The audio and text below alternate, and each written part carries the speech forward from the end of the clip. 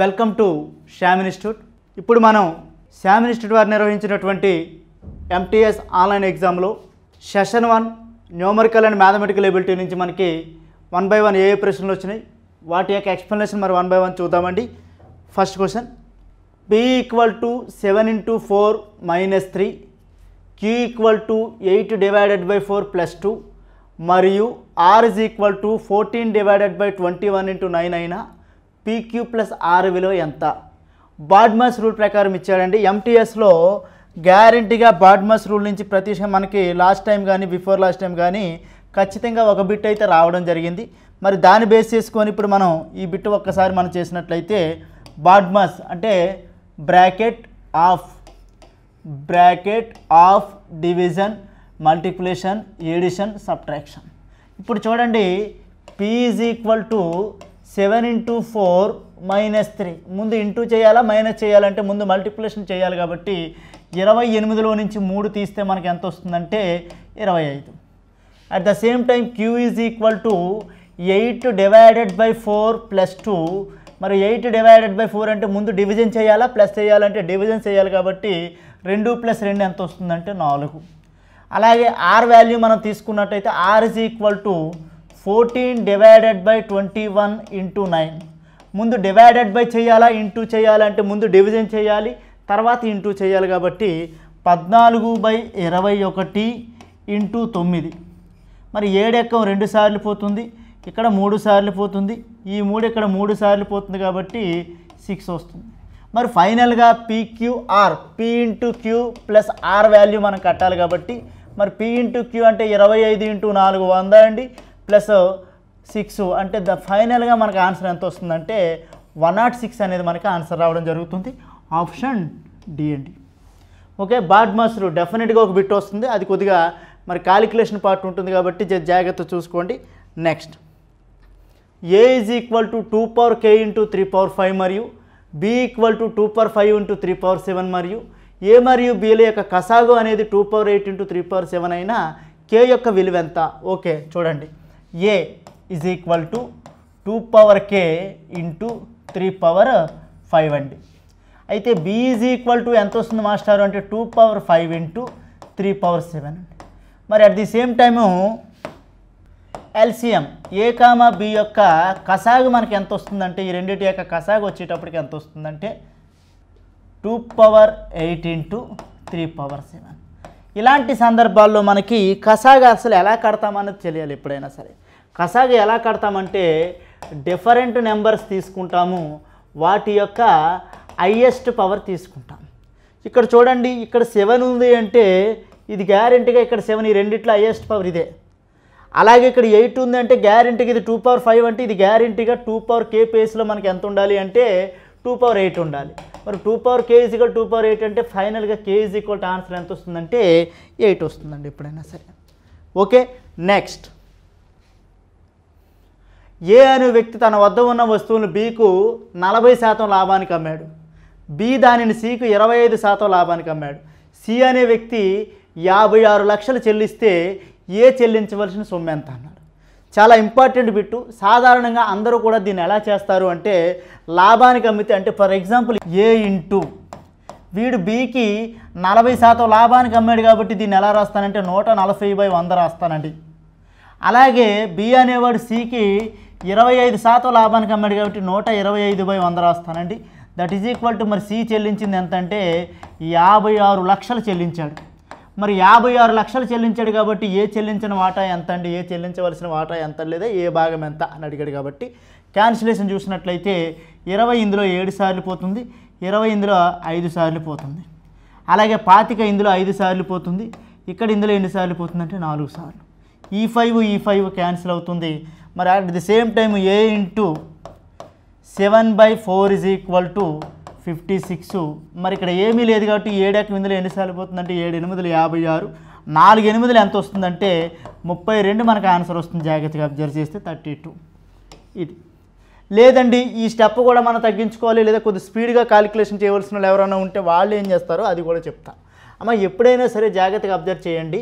40% అంటే ఏంటంటే 2/5, 25% అంటే ఏంటంటే 1/4. అంటే దీని మీనింగ్ ఏంటి? ఏ నుంచి బీకి వెళ్ళేటప్పటికి 5 రూపాయలు ఉండేది 7 రూపాయలు అయింది. మరి బి నుండి సికి వచ్చేటప్పటికి 4 రూపాయలు ఉండేది 5 రూపాయలు అయింది. చూడండి సింపుల్గా 5 5 క్యాన్సిల్, 4:7, ఈ 7 8 చూడండి, 7 8 56 అయితే 4 8 32. ఇది కాన్సెప్ట్. ఎప్పుడైనా సరే సింపుల్గా అయిపోతుందంట. అయితే తెలియాలి, కాలిక్యులేషన్ మీద కొద్ది కమాండ్ ఉండాలి. ఓకే, ఈ రెండు కూడా ఒకే ఆన్సర్ వస్తాయి, కానీ ఒకే సమయంలో ఆన్సర్ వస్తుంది అనుకోవడం ఇబ్బంది. ఎందుకంటే ఇది కొద్దిగా స్పీడ్గా అవుతుంది, ఇది కొద్దిగా కాలిక్యులేషన్ ఎక్కువ ఉండడం వల్ల డిలే అవుతుంది. Okay, next. ఏ యొక్క జీతం బి కన్నా 16.2/3% ఎక్కువ, బి యొక్క జీతం ఏ కన్నా ఎంత శాతం తక్కువ. ఈ కాన్సెప్ట్ ఎప్పుడైనా సరే మనకి ఫార్ములా ఒకటి ఉంది. ఇలా ఎప్పుడు అడిగినా సరే కాన్సెప్ట్ ఎలా ఉంటుందంటే 100x బై ఎక్కువ అన్నాడు కాబట్టి 100 + x రాసుకోండి. ఇయర్ x = ఏంటంటే 16.2/3%. ఆ వాల్యూ వేసుకుంటే మనకేమవుద్దంటే కొద్దిగా చేయడం, మరి ఇదంతా చేయాలి అంటే 100 × 16.2/3/100 + 16 అంటే 116.2/3. ఇది కొద్దిగా మనకి కాలిక్యులేషన్ ప్రొలాంగ్ అవుతుంది. అందుకే ఇది కాలిక్యులేషన్ చేస్తే ప్రొలాంగ్ అవుతుంది కాబట్టి దీన్ని ఏం చేస్తామంటే పక్కన పెట్టేసి ఎగ్జామినేషన్ ఓరియంటేషన్కి వచ్చేటప్పటికి ఏం చేస్తామంటే 16.2/3 అంటే 1/6 కదా. అయితే ఎక్కువ అన్నాడు కాబట్టి ఈ 1 తీసుకొచ్చి ఇక్కడ కలుపుతాను, 1/7 వస్తుంది. 1/7 అంటే ఆన్సర్ ఎంత అంటే 14.2/7% మనకి ఆన్సర్ వస్తుంది. ఓకేనండి, ఇది చేయొచ్చు, కాకపోతే కొద్దిగా దాని మీద ఇది కొద్దిగా డిలే అవుతుంది, అది గమనించుకోండి. Okay, next. 25% వరుస డిస్కౌంట్లు ఏక మొత్తం మీద ఎంతకు సమానం? 25 వరుస డిస్కౌంట్లు ఏక మొత్తం మీద ఎంతకు సమానం అంటే సింపుల్గా షార్ట్కట్ డైరెక్ట్గా రాస్తే D1 + D2 - D1 D2/100 direct shortcut రాస్తున్నాం. అంటే 25 + 25 అంటే దాని అర్థం 25 + 25 ఏంటంటే 50. D1 D2 అంటే 25 25 ఎంత 625/100. అంటే దాని అర్థం 50 రూపాయల నుంచి 6 రూపాయల 25 పైసలు నువ్వు తీసేయాలి. చూడండి, 50లో నుంచి 6 రూపాయల 25 పైసలు తీసేస్తే 43 రూపాయల 75 పైసలు మనకు ఆన్సర్ వస్తుంది. Option A. ఓకేనండి, option A. Next question number 6. ఒక వ్యాపారి ఒక్కొక్క గొర్రెను 120 రూపాయల చొప్పున 60 గొర్రెలు కొన్నాడు. అయితే వాటిలో 40 గొర్రెలను ఏం చేశాడంటే ఒక్కొక్కటి 150 రూపాయల చొప్పున అమ్మేశాడు. అయితే మిగిలిన వాటిలో 10 గొర్రెలు మరణించాయి. ఇది పాయింట్ ఇంపార్టెంట్. మిగిలిన వాటిని ఒక్కొక్క గొర్రెను ఎంతకు అమ్మితే మొత్తం మీద లాభం 800 రూపాయలు అవుతుంది అన్నాడు. అంటే సాధారణంగా కాస్ట్ ప్రైస్ వచ్చేటప్పటికి ఏమొస్తుందంటే కాస్ట్ ప్రైస్ = 60 గొర్రెలు కొన్నాడు 120 రూపాయలు పెట్టి, అంటే దాని అర్థం 7,200 రూపాయలు అయింది. కానీ వాడికి అమ్మితే లాభం ఎంత రావాలి, టోటల్ ఎంత రావాలంటే 8,000 రావాలి. ఎందుకంటే 800 రూపాయలు లాభం రావాలి కదా. అందు నిమిత్తం ఫస్ట్ కేసు నెంబర్ 1లో ఏం చేశాడంటే 800 రావాలి ఆడు అనుకున్నది. కేసు సిచ్యువేషన్ నెంబర్ 1 ఏం జరిగిందంటే 40 గొర్రెలు ఉంటే ఈ 40 గొర్రెలని కూడా 150 రూపాయల చొప్పున ఏం చేశాడంటే 6,000 రూపాయలు సంపాదించేసుకున్నాడు. మరి 6,000 రూపాయలు సంపాదించుకుంటే మిగతా ఎన్ని రావాలి? 2,000 రూపాయలే రావాలి, అంతే కదా. 8,000కి 2,000 కదా అవ్వాలి. అయితే మరి 40 గొర్రెలు అమ్మేస్తే నీకు ఇంకా ఎన్ని గొర్రెలు ఉంటాయి? 20 ఉంటాయి. ఆ 20 గొర్రెలు కూడా 10 చచ్చిపోయాయి. మరి 20 గొర్రెలు కూడా 10 చనిపోతే ఇంకా 10 కదా ఉంటాయి. కాబట్టి ఆ 10 గొర్రెలని ఒక్కొక్కటి ఎంతకు అమ్మాలి? ఈ 10 ఇందులో క్యాన్సిలేషన్ జరిగితే x = ఎంత 200. ఇది కాన్సెప్ట్. ఓకే, మరొక్కసారి జాగ్రత్తగా వినండి. ఎలా ఉంటుంది కాన్సెప్ట్ అంటే మామూలుగా ఎంత కొన్నాడు? 7,200కి. ఈ సిచ్యువేషన్ మొత్తం జరిగితే 800 అవుతుందట. అంటే 8,000 రావాలి మధ్యలో ఏం జరిగినా. ఆ 8,000 ఫస్ట్ కేసులో ఏమైందంటే 6,000 వచ్చేసింది. కేసు నెంబర్ 2 ఎంత రావాలంటే 2,000 రావాలి. 2,000 రావాలంటే మరి ఆడి దగ్గర 20 ఉన్నాయనుకోండి, బాగున్నాయి. 20 లేవు, మళ్ళీ 10 మధ్యలో చచ్చిపోయాయి. 10 మరణించే కాబట్టి ఇంకా 10 ఉంటుంది. 10 × x = ఎంత వస్తుందంటే క్యాన్సిలేషన్ చేస్తే x = 200 మనకి ఆన్సర్ రావడం జరుగుతూ ఉంటుంది. Okay, next. కొంత అసలుపై 3 సంవత్సరాల్లో లభించు చక్రవడ్డీ 125, 4వ సంవత్సరంలో లభించు చక్రవడ్డీ 135 అయినా వడ్డీ రేటు ఎంత? అమ్మ ఎప్పుడైనా సరే వడ్డీ చక్రవడ్డీ గురించి మాట్లాడాలి ఇక్కడ. అంటే పడవలేదు, ఇబ్బంది ఏమి లేదు రండి.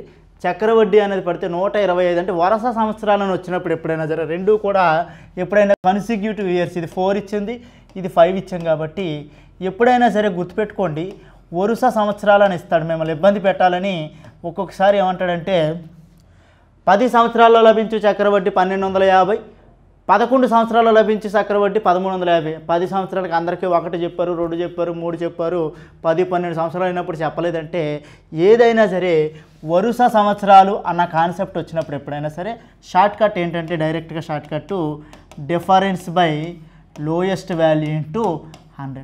డిఫరెన్స్ 125కి 130 డిఫరెన్స్ ఎంత? 10/125 ఇంటూ 100. మరి క్యాన్సిలేషన్ చేస్తే ఇందులో 25 4 సార్లు, 5 సార్లు, ఇక్కడ ఇందులో 2 సార్లు కాబట్టి 2 4లు ఎంత వస్తుందంటే ఆన్సరు 8% వస్తుంది. ఓకేనా? చక్రవడ్డీ అని పడాలి, అది ఒక్కసారి గుర్తుపెట్టుకోండి. ఓకే, నెక్స్ట్ 25,000 రూపాయలను అసలుపై సంవత్సరానికి 20% వడ్డీ రేటుతో 6 నెలలకు ఒకసారి లెక్కించే విధానంలో లభించే చక్రవడ్డీకి మరియు సంవత్సరానికి ఒకసారి లెక్కించే విధానంలో లభించే చక్రవడ్డీకి మధ్య గల భేదం ఎంత? 25 రూపాయలు అంటే 25,000 ఉంది కరెక్టే, అంటే సంవత్సరానికి 20% అంటే 1 ఇయర్కి అయితే ఏమొస్తుందంటే 20%.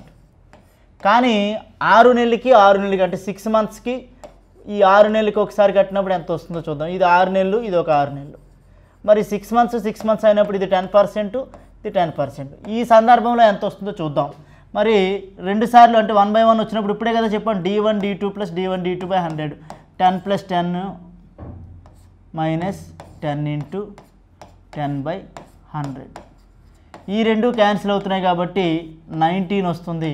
మరి ఇక్కడికి డిఫరెన్స్ ఎంత అంటే 1%. 1% అంటే దాని అర్థం 1/100 ఇంటూ 20,000 25,000 అంటే క్యాన్సిలేషన్ చేస్తే నాకు ఎంత వచ్చిందంటే 250 నాకు ఆన్సర్ రావడం జరుగుతుంటుంది.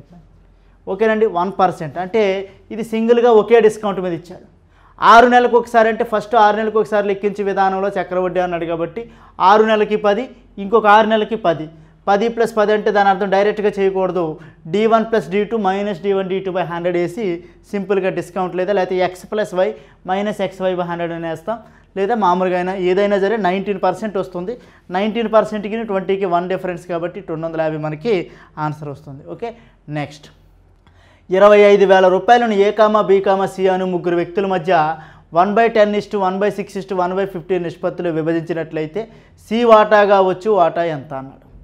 అంటే C వాటాగా అంటే 25,000 రూపాయలు మనం జాగ్రత్తగా అబ్జర్వ్ చేస్తే 25,000 అయితే ఇలా విభజించారు కాబట్టి దీన్ని ఎలా రాస్తామంటే ఎప్పుడైనా సరే 1/10 1/6 1/15. సాధారణంగా LCM తీస్తాము. LCM ఎంత వస్తుందంటే 30 వస్తుంది. ఇంటూ 3 చేస్తే క్యాన్సిలేషన్ చూద్దాం. మరి LCM తీస్తే ఎంత వస్తుంది? 30. లేదా డైరెక్ట్గా రాసుకున్న సరే ఇప్పుడు ఇది కావాలంటే ఇది క్లోజ్ చేద్దాం. 6 15 ఎంత వస్తుందంటే 90. తర్వాత రెండోది క్లోజ్ చేస్తే 10 15 ఎంత వస్తుందంటే 150. మూడోది క్లోజ్ చేస్తే 16 ఎంత అంటే 60. ఇది కూడా అంతే చూడండి.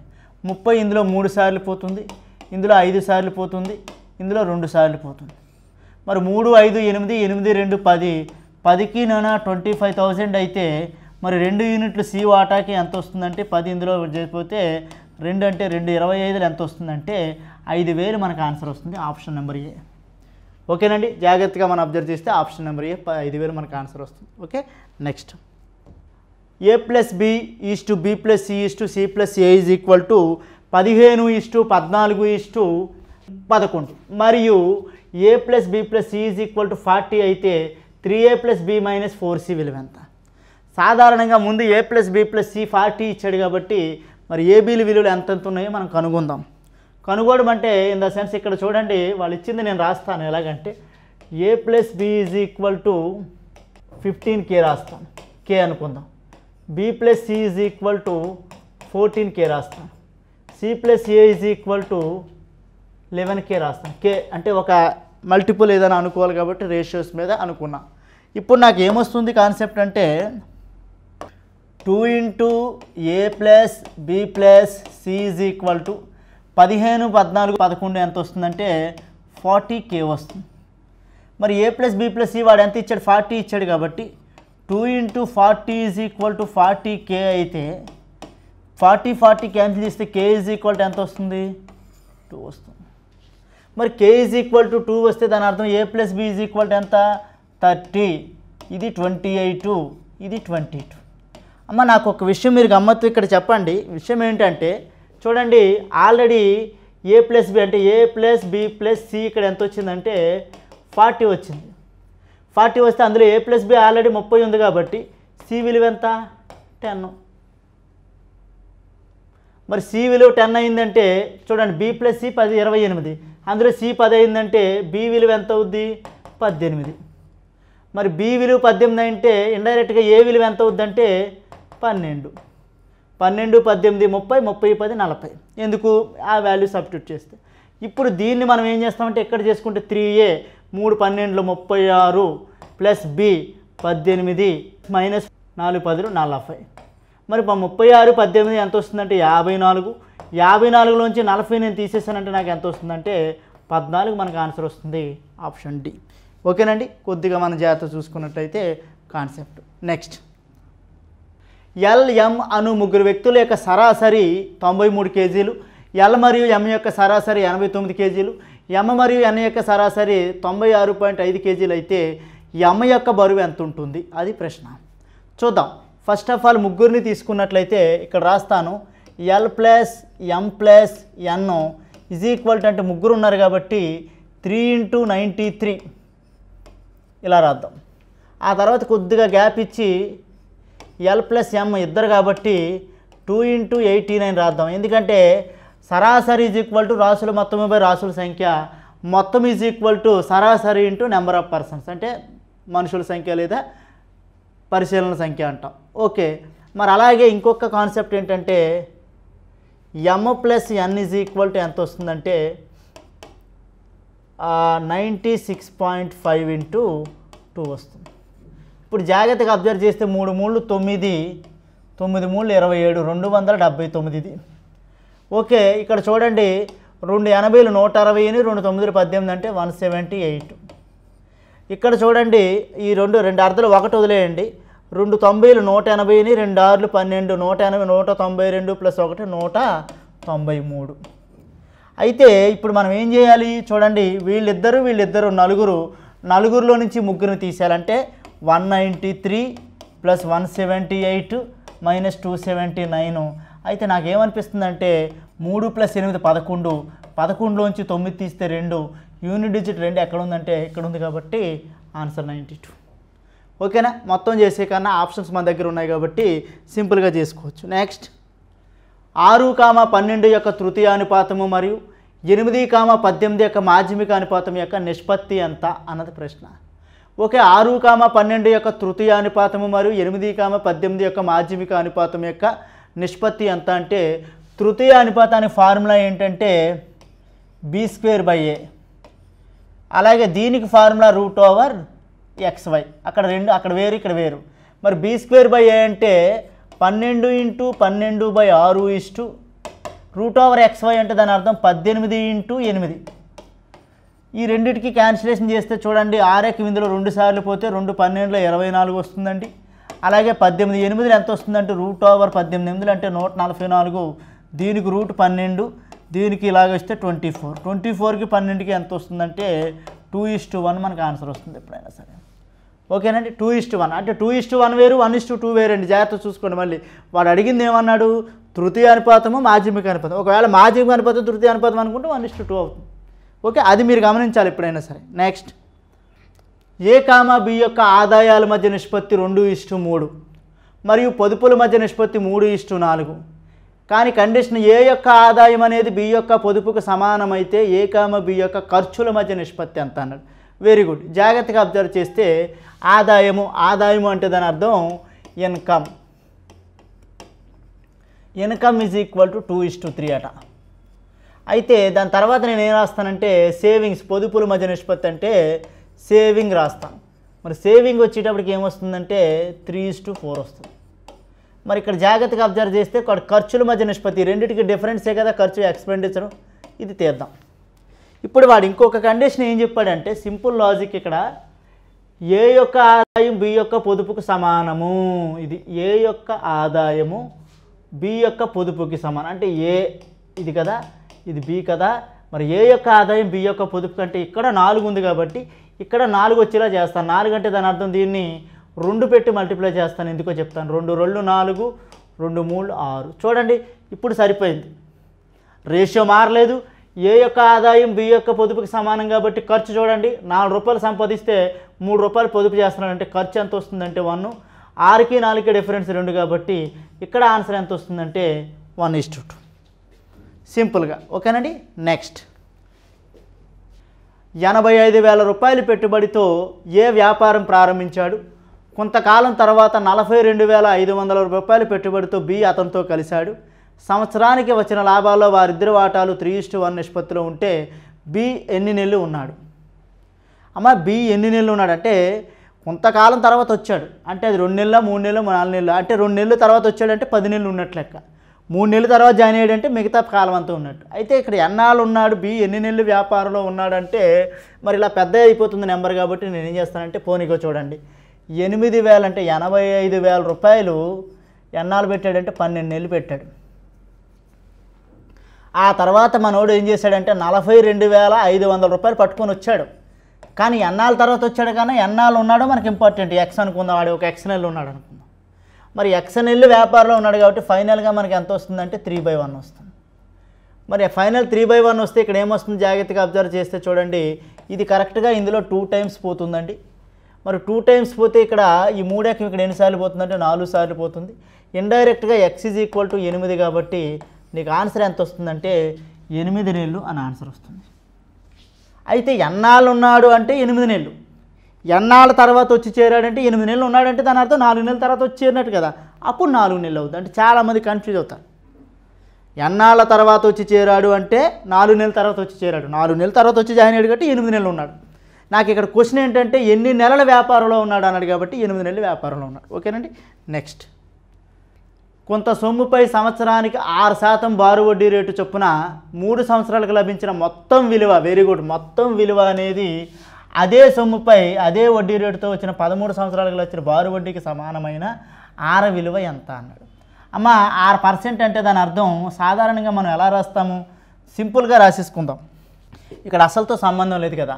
6% అంటే దాని అర్థం జాగ్రత్తగా అబ్జర్వ్ చేస్తే ఎంత వస్తుంది 100 ప్లస్ 3R, ఇది టోటల్ కదా. ఇది ఎప్పటికి సమానం అంటే 13 సంవత్సరాలకు లభించిన వడ్డీకి సమానం అంటే 13R రాస్తాను. ఇప్పుడు చూడండి 100 ప్లస్ 3R అంటే 3R is equal to 13R. మరి ఇక్కడ 13R ఇటు వెళ్తే ఏమొస్తుందంటే 100 ఈజ్ ఈక్వల్ టు 10R వస్తుంది. క్యాన్సిలేషన్ చేస్తే R ఈజ్ ఈక్వల్ టు ఎంత వస్తుందండి 10% మనకి ఆన్సర్ వస్తుంది ఎప్పుడైనా సరే. R equal to 10%. ఇది సింపుల్గా, ఎందుకంటే ఎప్పుడైనా సరే పర్సంటేజ్ అనేటప్పటికి 100 అనుకుంటాం. R వాల్యూ 10 వచ్చింది అనుకోండి, 3 10 30. ఇక్కడ కూడా చూడండి 10 వస్తే 3 10 13 10 130 సరిపోతుంది కదా. ఇలా డైరెక్ట్గా రాసుకోవచ్చు. మళ్ళీ చాలామంది ఏంటంటే P × 1 + 3R/100 అని వేసుకొని మళ్ళీ PTR/100 వేసుకొని చేసినా సరే నీకు ఇదే వస్తుంది. కాబట్టి R is equal to answer ఎంత వచ్చిందంటే 10% మనకు ఆన్సర్ వచ్చింది. ఓకే. నెక్స్ట్ ఈ క్రింది ఇచ్చిన దిమ్మరేఖా చిత్రంలో ఒక వారంలో 2 రకాల టీ పౌడర్ ప్యాకెట్ల అమ్మకాలు ఇవ్వబడినవి.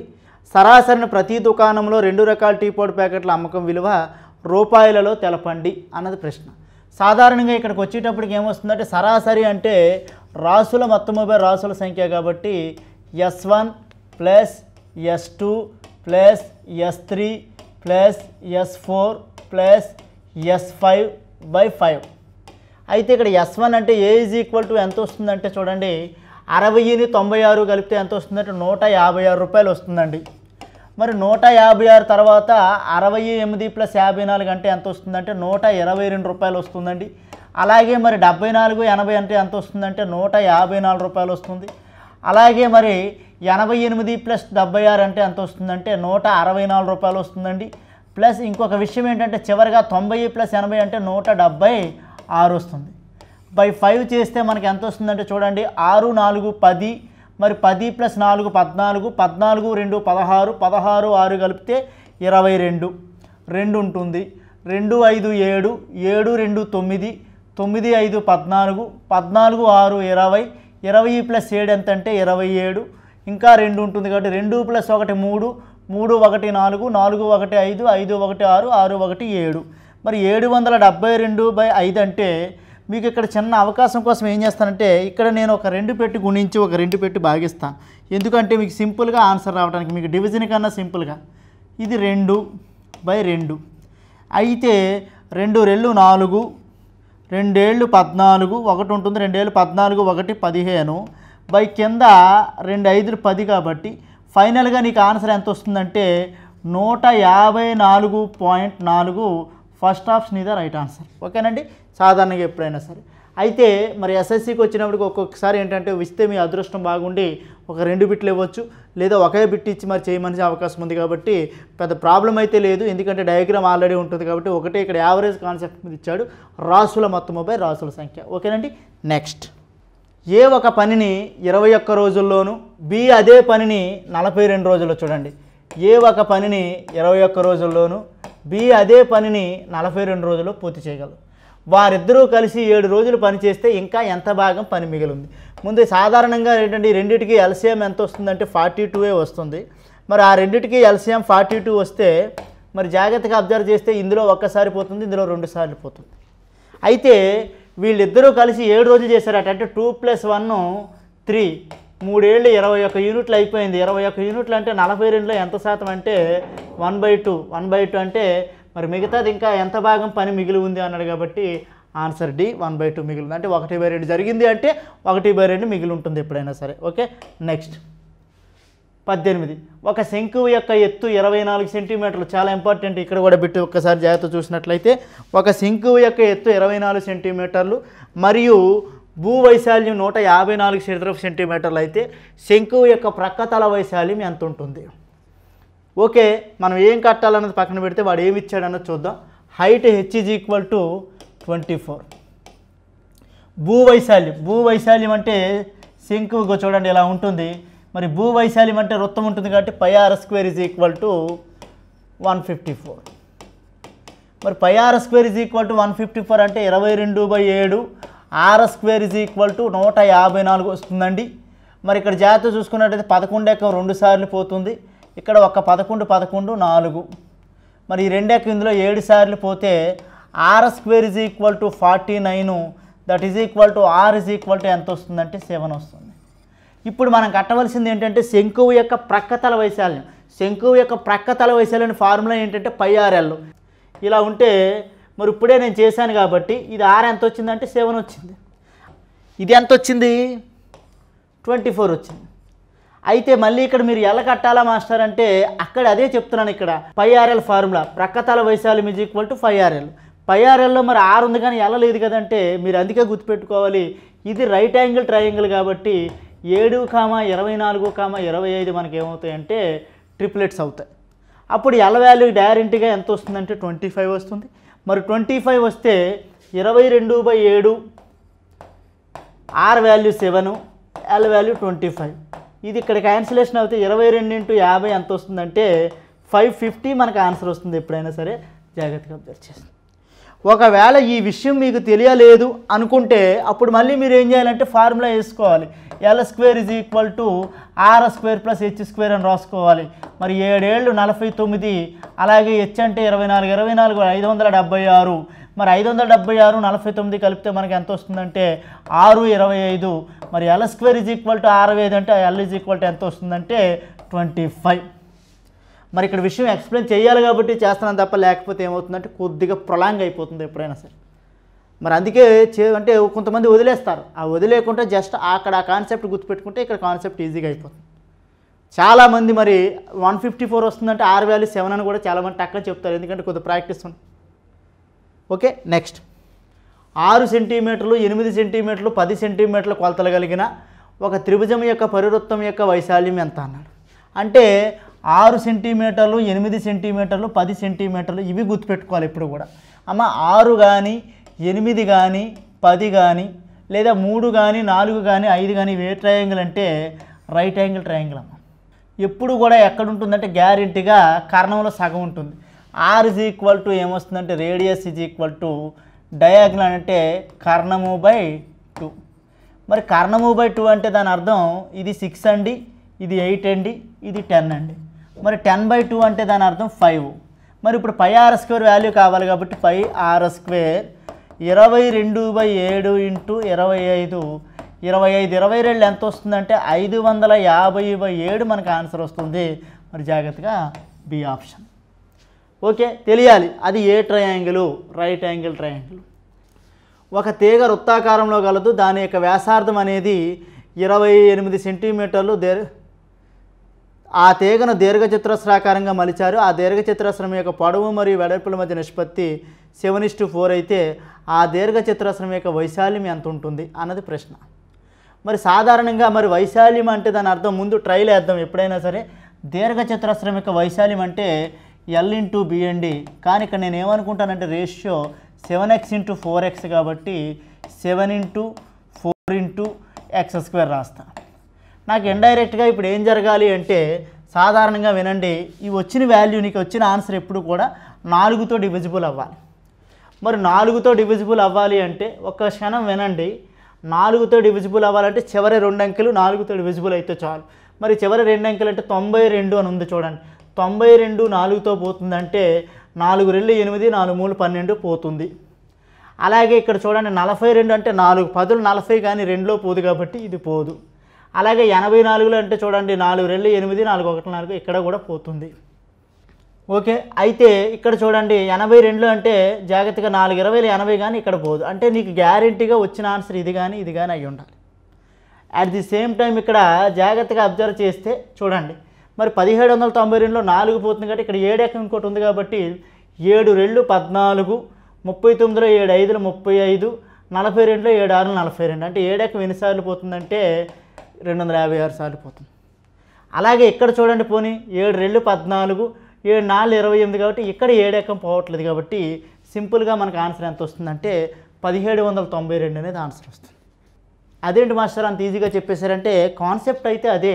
మరి వైశాల్యం ఈజ్ ఈక్వల్ టు పొడవు ఇంటూ వెడల్పు. ఇది మరి పొడవు ఇంటూ వెడల్పు కాబట్టి పొడవు 7x అవుతుంది. ఇది ఎంత అవుతుంది అన్నది పక్కన పెట్టండి. నీకు వచ్చిన ఆన్సర్ గ్యారెంటీగా 7 మల్టిపుల్ కానీ 4 మల్టిపుల్ కానీ అవ్వాలి. కాబట్టి ఇలా లేదండి మరి మామూలుగా మనం చేద్దామంటే ఆ విషయం కూడా నేను చెప్తాను. చూడండి ముందు చేద్దాం. మరి ఆన్సర్ ఆల్రెడీ తెలిసిపోయింది కాబట్టి నీకు అనుకున్న ఆన్సర్ వచ్చిందో లేదో ఒక్కసారి చూద్దాం. పోనీ అంతలా మేము చేయలేమండి. కొద్దిగా అనుకున్న వాళ్ళు ఏం చేస్తారంటే వృత్తాకారంలో కలదు. వృత్తాకారంలో కలదు అన్నప్పుడు సాధారణంగా చూడండి ఈ దీని యొక్క చుట్టుకొలత ఎంత అయితే ఉందో దీని చుట్టుకొలత కూడా అంతే ఉంటుంది. అంటే 2 × L+B = 2πr. మరి 2కి 2కి క్యాన్సిల్. మరి L+B అంటే దీన్ని నేనేమనుకున్నానని చెప్పాను, ఇది 7x అనుకున్నాను, ఇది 4x అనుకున్నాను కాబట్టి ఇది 11x = 22/7. దాని యొక్క వ్యాసార్థం ఎంత వచ్చింది చూడండి 22/7 అంటే 28. ఇక్కడ 11 ఇందులో 2 సార్లు పోతుంది, ఇక్కడ ఇందులో 7 అంటే 4 సార్లు పోతుంది. x = ఏంటంటే 2 4 8. అంటే దాని అర్థం ఇప్పుడు 7x అంటే 7 8 56 అండి. అలాగే 4x అంటే 4 8 32. మరి ఇప్పుడు గుణించండి 56 × 32. మరి 56 × 32 అంటే 2 6 12, 2 6 12 కాబట్టి ఆన్సర్ మరి అన్నిట్లో 2 ఉంది కాబట్టి చూద్దాం. జాగ్రత్తగా అబ్జర్వ్ చేస్తే 2 6 12 ఇంకా 1, 2 5 10 1 11, 3 6 18 ఇంకా 1, 3 5 15 1 16. సింపుల్ లాజిక్ ఏంటంటే ఇది 2, ఇది 9, ఇది 17. ఆన్సర్ ఫైనల్గా ఎంత వస్తుందంటే 1792. ఇదే వస్తుంది. నేను అందుకే చెప్పాను ఇప్పుడు నువ్వు ఇదంతా చేసే బదులు సింపుల్ లాజిక్ ఎప్పుడైనా సరే కాన్సెప్ట్ ఇప్పుడు మిస్ అవ్వకూడదు. అదే కాన్సెప్ట్ ప్రకారం మనం చేసుకుంటే ఏమంటున్నాను 7 × 4 అంటే 7తో కానీ 4తో కానీ పోవాలి. 4తో ఎక్కడ 4తో పోయింది, ఎక్కడ 4తో పోయింది. కానీ ఈ రెండిట్లో 7తో పోయింది ఏముందంటే 1792 కాబట్టి ఆన్సర్ పెట్టేసుకోవచ్చు ఎప్పుడైనా సరే. ఇబ్బంది ఏముండదు మీకు. ఓకే, ఒక్కదానిలో పోతే కరెక్ట్గా నీకు తెలిసిపోతుంది కదా డెఫినెట్గా. మిగతా 2 కావు, పోను 2 అయ్యాయి అనుకుంటే పక్కన 7 ఉంది కాబట్టి జాగ్రత్తగా అబ్జర్వ్ చేస్తే అలా కాకుండా సార్ పొరపాటున మరి 7 4తో పోతే అప్పుడు ఏం చేయాలంటే ఆ తర్వాత పక్కన x² అనే పదం ఉంది కాబట్టి ఖచ్చితమైన వర్గం రావాలి, గుర్తుపెట్టుకోండి. ఓకేనా, దట్ ఈస్ ద టెక్నిక్ అనమాట. అంటే దాని అర్థము 16 అను 49 అను 256 అను ఇటువంటిది ఏదో ఒకటి అది రావాల్సిన అవకాశం అయితే మాత్రం ఉంటుందండి. Okay, next question number 21. ఈ క్రింద ఇవ్వబడినటువంటి అక్షర శ్రేణిలో క్వశ్చన్ మార్క్ వద్ద లోపించినటువంటి అక్షర సమూహాన్ని గుర్తించండి అన్నాడు. సో మీరు గమనించాలంటే ఇక్కడ వచ్చేటువంటి లెటర్స్ ఏవైతే ఉంటాయో అవి ఏమొస్తాయో కనుక్కోమంటున్నాడు. సో ఇక్కడ మనకి ఇది లెటర్ సిరీస్ అనేటువంటి కాన్సెప్ట్లో నుంచి ఇచ్చారు. సో ఫస్ట్ నుండి మనకి స్పెల్లింగ్స్లో ఏమి ఇచ్చారంటే మేకర్ అనే స్పెల్లింగ్ ఇచ్చాడు, MEKER మేకర్ అనే స్పెల్లింగ్ ఇచ్చారు.